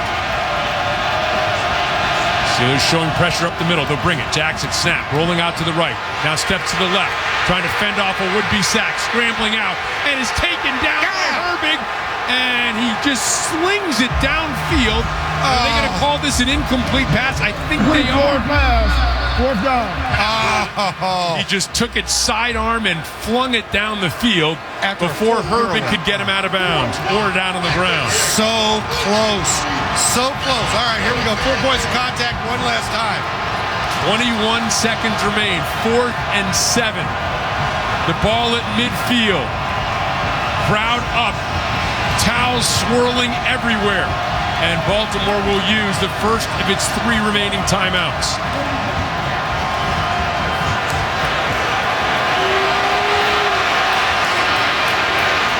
We were so close to a sack there.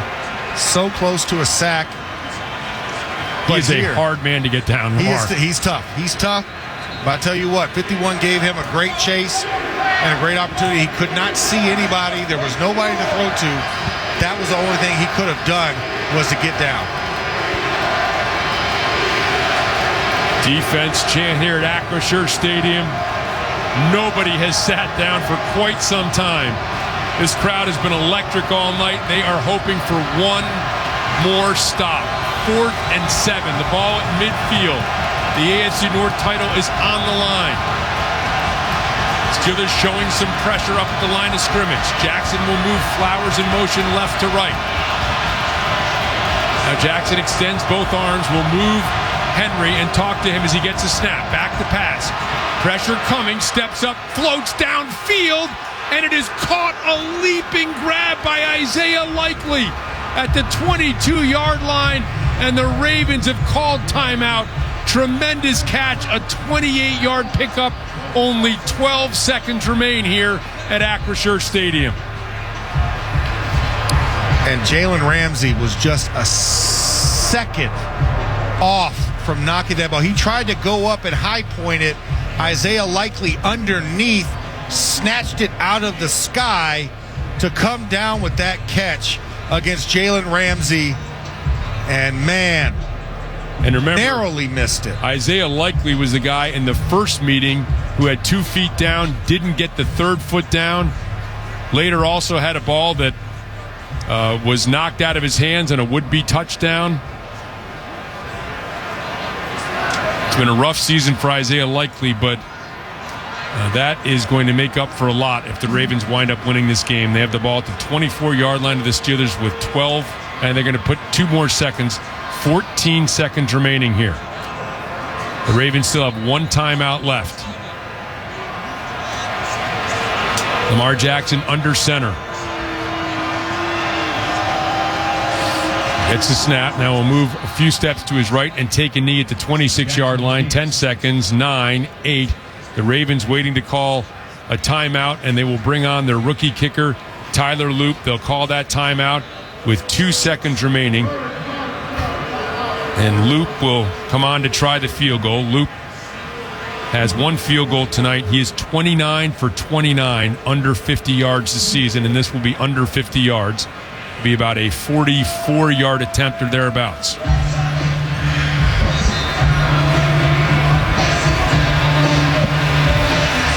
Now that extra point looming extra large, that miss following the Steelers' last touchdown. Ball is spotted at the 44-yard line. Again, the Steelers are out of timeouts. This will be the final play of the game. And this field goal attempt will decide the AFC North champion.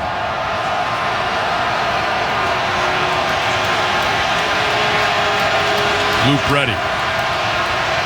Here's the snap. Here's the hold. Here's the boot by Loop. And that kick is no good! No good! It's wide right! No he good! missed it! Loop missed it! And your Pittsburgh Steelers are AFC North champions! Oh, baby! Oh, baby!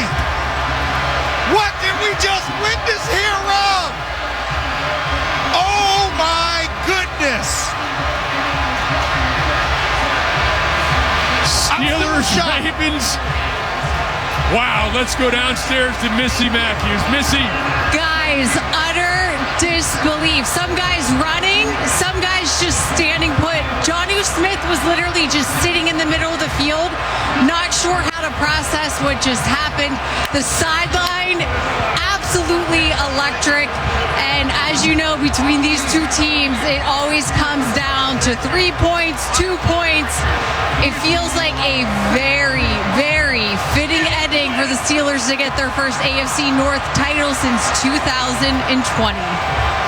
The 50th anniversary of the terrible towel just last week, and man, the crowd was into it. An electric crowd here as Tyler Loop, the rookie kicker who had been 29 of 29 in field goal attempts under 50 yards, misses that one, and the Steelers are AFC North champions and moving on to the playoffs where they will host the Houston Texans next Monday night. That is the end of the game with the final score. The Steelers 26, the Ravens 24.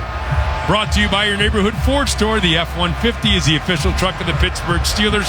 Stay tuned for Steelers' first reaction and the Mike Tomlin post-game press conference. You're listening to the Pittsburgh Steelers Audio Network. Down here on the field, guys, with Alex Highsmith, the fans are still cheering. How do you even put into words how this game finished and what it means for this team?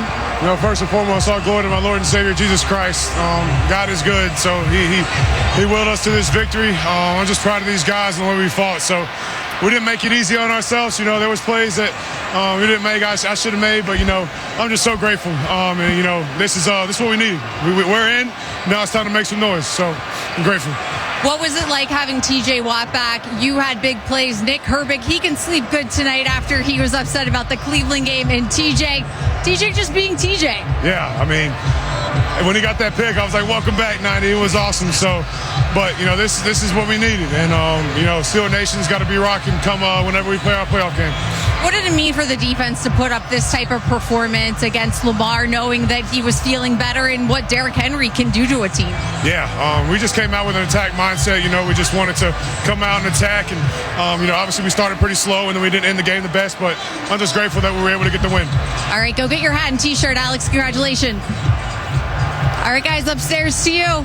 Missy and Alex, thank you very much. Well, Max, you've been part of AFC North champions, and you've been part of this great rivalry that has seen so many incredible plays. I didn't think it was going to come down to a missed field goal to decide it, but it did, and the Steelers are AFC North champions, first time since 2020. There have been 24 AFC North division champions crowned, 9 of them by the Steelers. 10 for the Steelers, 8 by Baltimore. 18 of the 24 titles have come down between these two teams, and this is the first time it's ever come down to the last game of the season, and it was everything we thought it might possibly be, and more. Listen, the TV schedulers, the odds makers, the powers that be knew that this was going to be that type of game. And we know this is always a one-possession game that it comes down to. Never did I ever think it would come down to both of the kickers missing. Outstanding kickers, both of them. Both of them, excellent kickers. Boswell hadn't missed an extra point all season. Yeah, all season. And Loop had not missed a kick under 50 yards all season. And wow. And that was the end zone that he felt good about. And for Boz, I mean, you kick the open end swirls, we get that with the weather. But that was something nobody could anticipate. And talk about heart palpitations, you know, moments of just scariness, but yet the Steelers come out victorious, and I couldn't be more ecstatic and more excited. One of the keys to the game, I said it at the beginning, Rob, if the Gainwell-Warren touch duo gets over 30, the Steelers have a shot, and that held true today because both of them came through with huge plays at opportune times, but none bigger than the Cal Austin touchdown at the end of the game. None bigger than that moment. Incredible. Wide open. Rodgers finds him down the left sideline. At that point, you're thinking, okay, an extra point, and the worst that can happen, right, is they march down. They're not going to march down and score a touchdown in 55 seconds, are they? Yeah. At the worst, we're heading into overtime, and then the missed extra point, and then the missed field goal.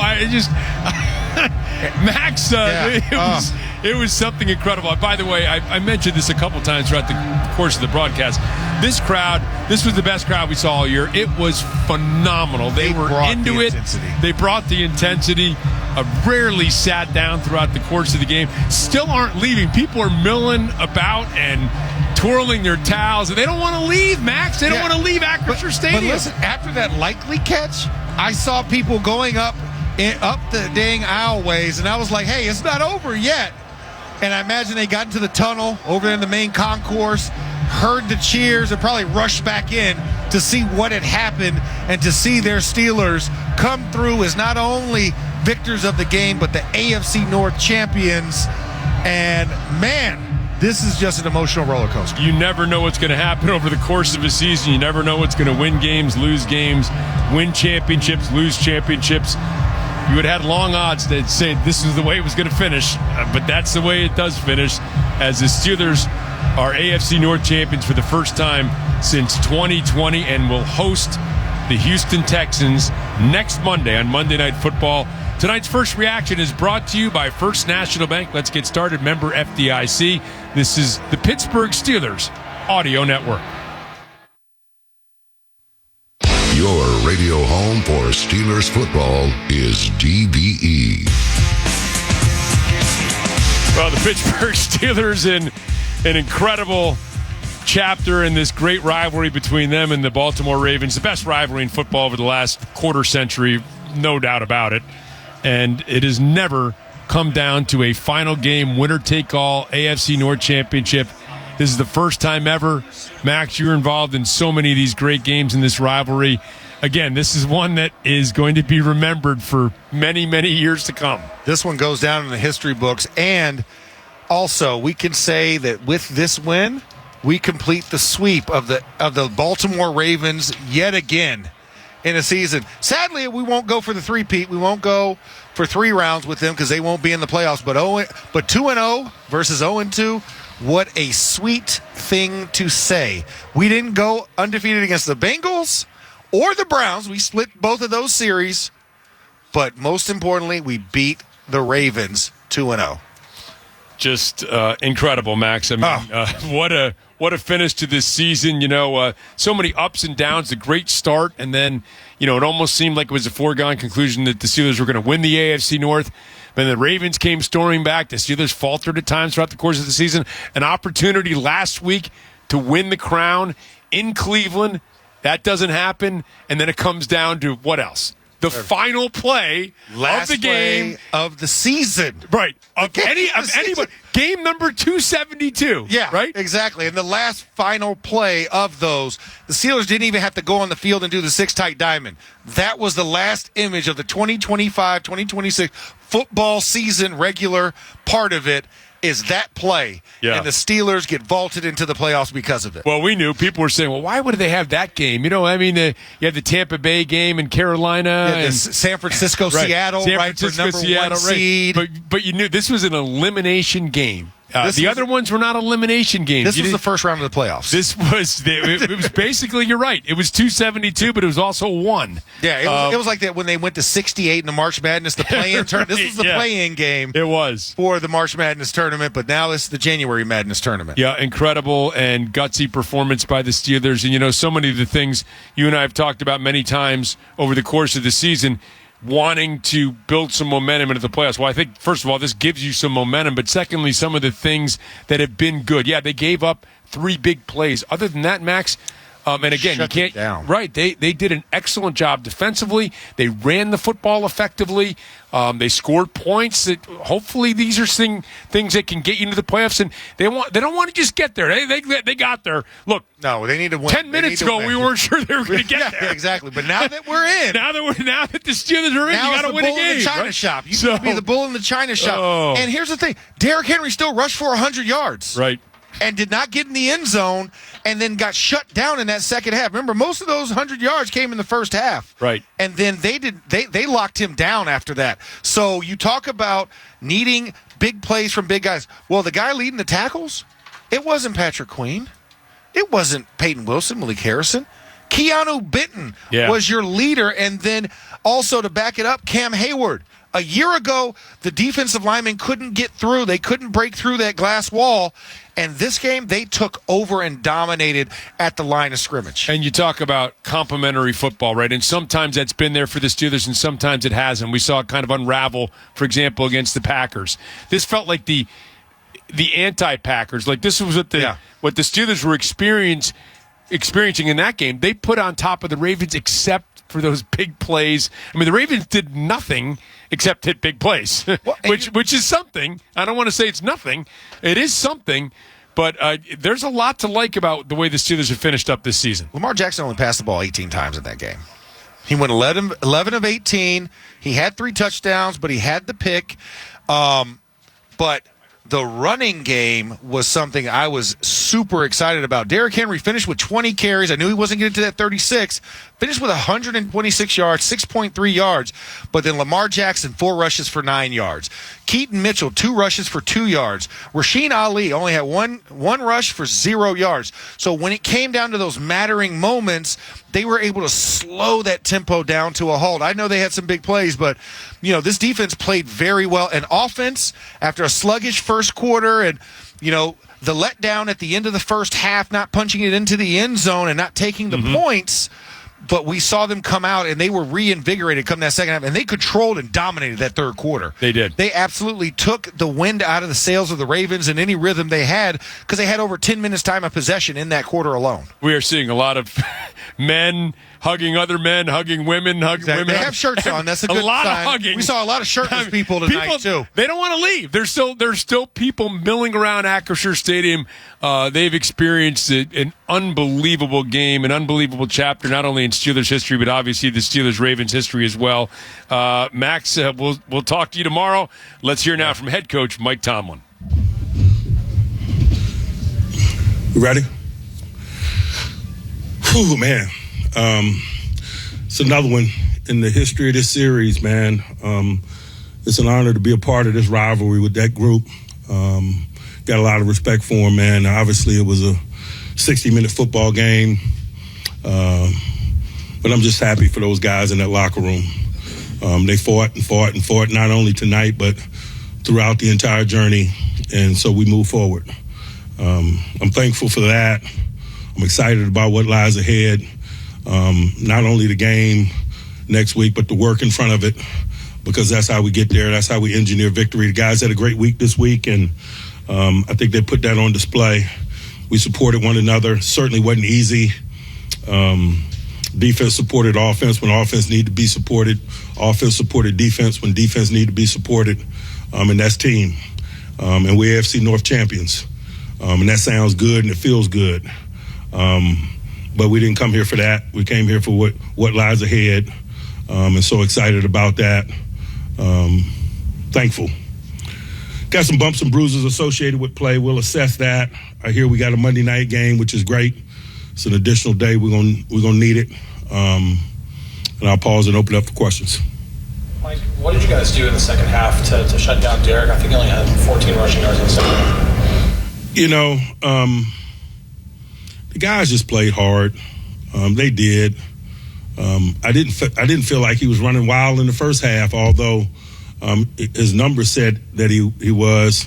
I think the 2 times we saw him this year, man, we worked hard to make him earn it. He's a special player. They're a special group in terms of what they do around him and in that phase of the game. And, so you're not going to be able to shut him down all the time. But I thought we were game for the fight for sure. Mike, what was it like to be in that moment with Aaron and the way he led them back? I've admired him from afar for a long time. It's good to do it with him. But again, as I've said multiple times here in recent weeks, this was the vision in the spring when we pursued him. That's why you do business with a 41, 42-year-old guy. Been there, done that guy with a resume like his. He's not only capable, man, he thrives in it. And I think he put that on display tonight. A lot of those 41 and 42 years into whatever was going on with the headset and the helmets on that Goal to Go series? It's going to be challenges like that. There's always the unforeseen in this game. We dealt with it. It didn't prevent us from winning, and so we move on. Coach, what did it mean to have T.J. Watt back and for him to make that splash play, interception? This series has been defined by great players, Earlier this week, I was talking about TJ and Lamar. I didn't question whether either guy was going to show up, because that's just the nature of this thing, man. Their relationship is tied together for life, man, just like Big Ben and Suggs. It's the men that make this rivalry what it is, and those 2 guys put that on display. Certainly, I'm glad TJ is with us, but tip of the cap to Lamar because he's a tremendous athlete and competitor. Coach, talk about Boswell. I know you didn't prefer it the way everything went, but how the team actually picked Boswell up after Boswell won so many games for this team in the past. It's just team. Like I said, we supported one another throughout. Offense, defense, special teams. That's what good teams do, and that's what we did tonight. What did you see? What happened on the two long touchdowns to Zay Flowers? What kind of breakdown did you see? It was good plays by them, negligence by us. On the first one, man, I thought we had Lamar in the backfield. He came out of I think two men had him, and so you respect that component of his game, and we probably overplayed the short yardage situation on the second one, but you just gotta compliment him for the talent and competitor that he is. He fought tooth and nail, man, to lead his team to victory, and you got to just respect that. Coach, no DK Metcalf this game. Last game, you were only able to score 6 points. You scored 26 tonight. So what was the difference last week versus this week to be able to score 26 points? As I said last week and leading up to this game, it was reasonable to expect us to be better. It's one more additional game without him. You don't stay the same. There's growth associated in last week's performance. If we change nothing, I expected us to be better. But certainly we're going to do whatever it is we need to do to get better and improve. Calvin Austin played in this one. He didn't play last week, and I think you felt the effects of him in game. And so that's just how it goes. About the impact of Jaylen Warren in that regard, especially some of those catches in the flat.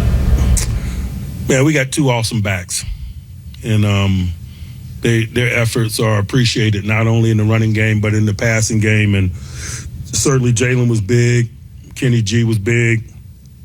Just appreciative of that tandem.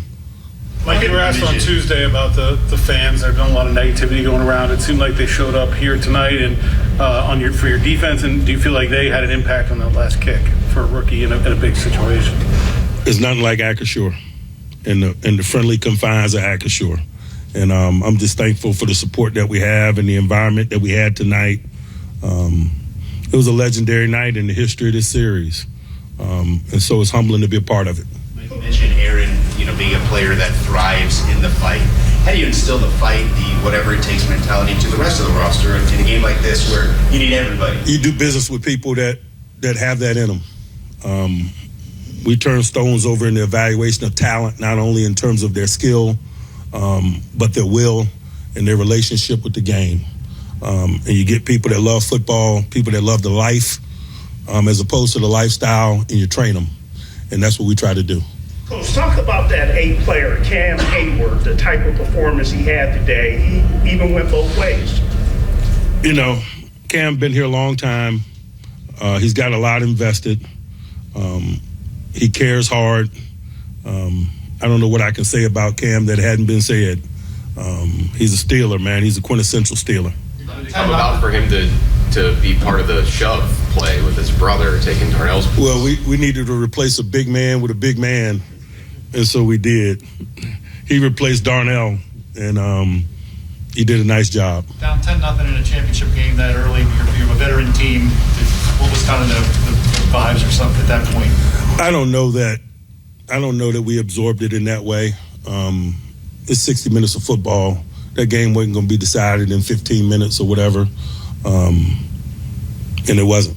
Are you playing in a field goal like that, just win or lose? Do you watch it? Do you turn away? Do you? Man, I'm gonna watch it. Are you kidding me? I don't have any. We were just so singularly focused on getting in and out of this stadium. We're certainly going to turn our attentions to them very soon. Mike, did you make a concerted effort to attack more down the field after Hamilton lost the game? No. We were going to play aggressive and play to win, whether Kyle was in there or not. Got a lot of respect for Kyle. Obviously, he's a significant player, but particularly in passing circumstances, he plays more in their front than he does their back end anyway. He plays dime linebacker in passing situations, and so has very little impact on downfield throws. Can you talk about this team's resilience? You've taken a lot of punches this year, and it seems like they keep getting back up. We've thrown a lot, too. How can you put into words just the thin line between if they make that kick, season's over, comes to a screeching halt, and missing that kick and the winner going on. You know how it is. If my aunt had male parts, she'd be my uncle. All right. Thanks. Tonight's Mike Tomlin post-game press conference was brought to you by your neighborhood Ford store. The F-150 is the official truck of the Pittsburgh Steelers. Steelers 26, Ravens 24, champions of the AFC North. We'll recap the scoring on the other side. You are listening to the Pittsburgh Steelers Audio Network. Randy Baumann Mornings and Steelers Football, TVE. Time capsule stuff here at Acrisure Stadium as the Steelers defeat the Ravens 26-24 in heart-wrenching, dramatic fashion to become champions of the AFC North. Here's how it all went down. Tonight's scoring recap is brought to you by the PA Lottery. Play to win with the Pennsylvania Lottery. Visit PALottery.com or download the app today. Players must be 18 or older. Please play responsibly. Benefits older Pennsylvanians every day. The Ravens started with the football and they scored on their opening possession. Jackson to Walker on 4th down. The Ravens hit a 38-yard touchdown, and just like that, Baltimore had a 7-0 lead. Early on in the second quarter, Loop was true from 40. That made it 10-0 Ravens. Boswell would respond on the Steelers' ensuing drive. He was good from 57. That made it 10-3, and that score would hold until halftime. Out of the half, the Steelers, with a much-needed 12-play, 67-yard drive, took over 6.5 minutes off the clock. Connor Hayward with the Pittsburgh plunge. Steel City shove once again. Snap to Hayward. Connor Hayward, second rushing touchdown of the season, caps off a beautiful opening drive here for the Steelers. And that tied things at 10. The Steelers would get the ball back on their next drive, go 19 yards after a T.J. Watt interception. Boswell true from 25. That gave Pittsburgh a 13-10 lead into the fourth quarter now, where things went bonkers here at Acrisure Stadium. It started with a busted play. Lamar Jackson finding Zay Flowers for a 50-yard touchdown pass. That put Baltimore up 17-13 with 8:42 left in this one. The Steelers, though, a theme of the night, would respond. 8 plays, 60 yards. Team MVP Kenny G finding the end zone. Rodgers gets a snap. Will give to Gainwell, sweeping right. And Gainwell will score a Pittsburgh Steelers touchdown. With 3:49 remaining in the fourth quarter, he sweeps around right end, ducks inside a blocker, and scores the touchdown. And as you heard Rob King say there, with 3:49 remaining, it was 20-17 Steelers. But Lamar and Zay Flowers weren't done. Another busted coverage type play from the Steelers. A quick 3-play, 73-yard drive for Baltimore. Jackson to Flowers, 64-yard touchdown pass this time that put Baltimore right back on top, 24-20 with 2 minutes and 20 seconds left. But the Steelers, again, responding. Aaron Rodgers driving them down the field. 6 plays, 65 yards. Rodgers to Calvin Austin from 26 yards out. Rodgers gets the snap. 4-man rush coming. Rodgers back, lofting left. Has a man wide open. It's Calvin Austin. Touchdown, Pittsburgh Steelers with 55 seconds remaining. And Chris Boswell missed the extra point, which made it 26-24 Pittsburgh. A chance for Baltimore to win with a field goal. They got a good kick return. They got into field goal range. And Loop wide right from 44 yards out. The Pittsburgh Steelers, the kings of the North, and perhaps one of the most dramatic conclusions we've ever seen here at Acrisure Stadium. Here's the latest NFL scores brought to you by Peoples Gas, an essential utilities company, peoples-gas.com. Atlanta beats New Orleans 19-17, which lets Carolina, despite losing to Tampa Bay yesterday, backdoor in. The Panthers win the NFC South.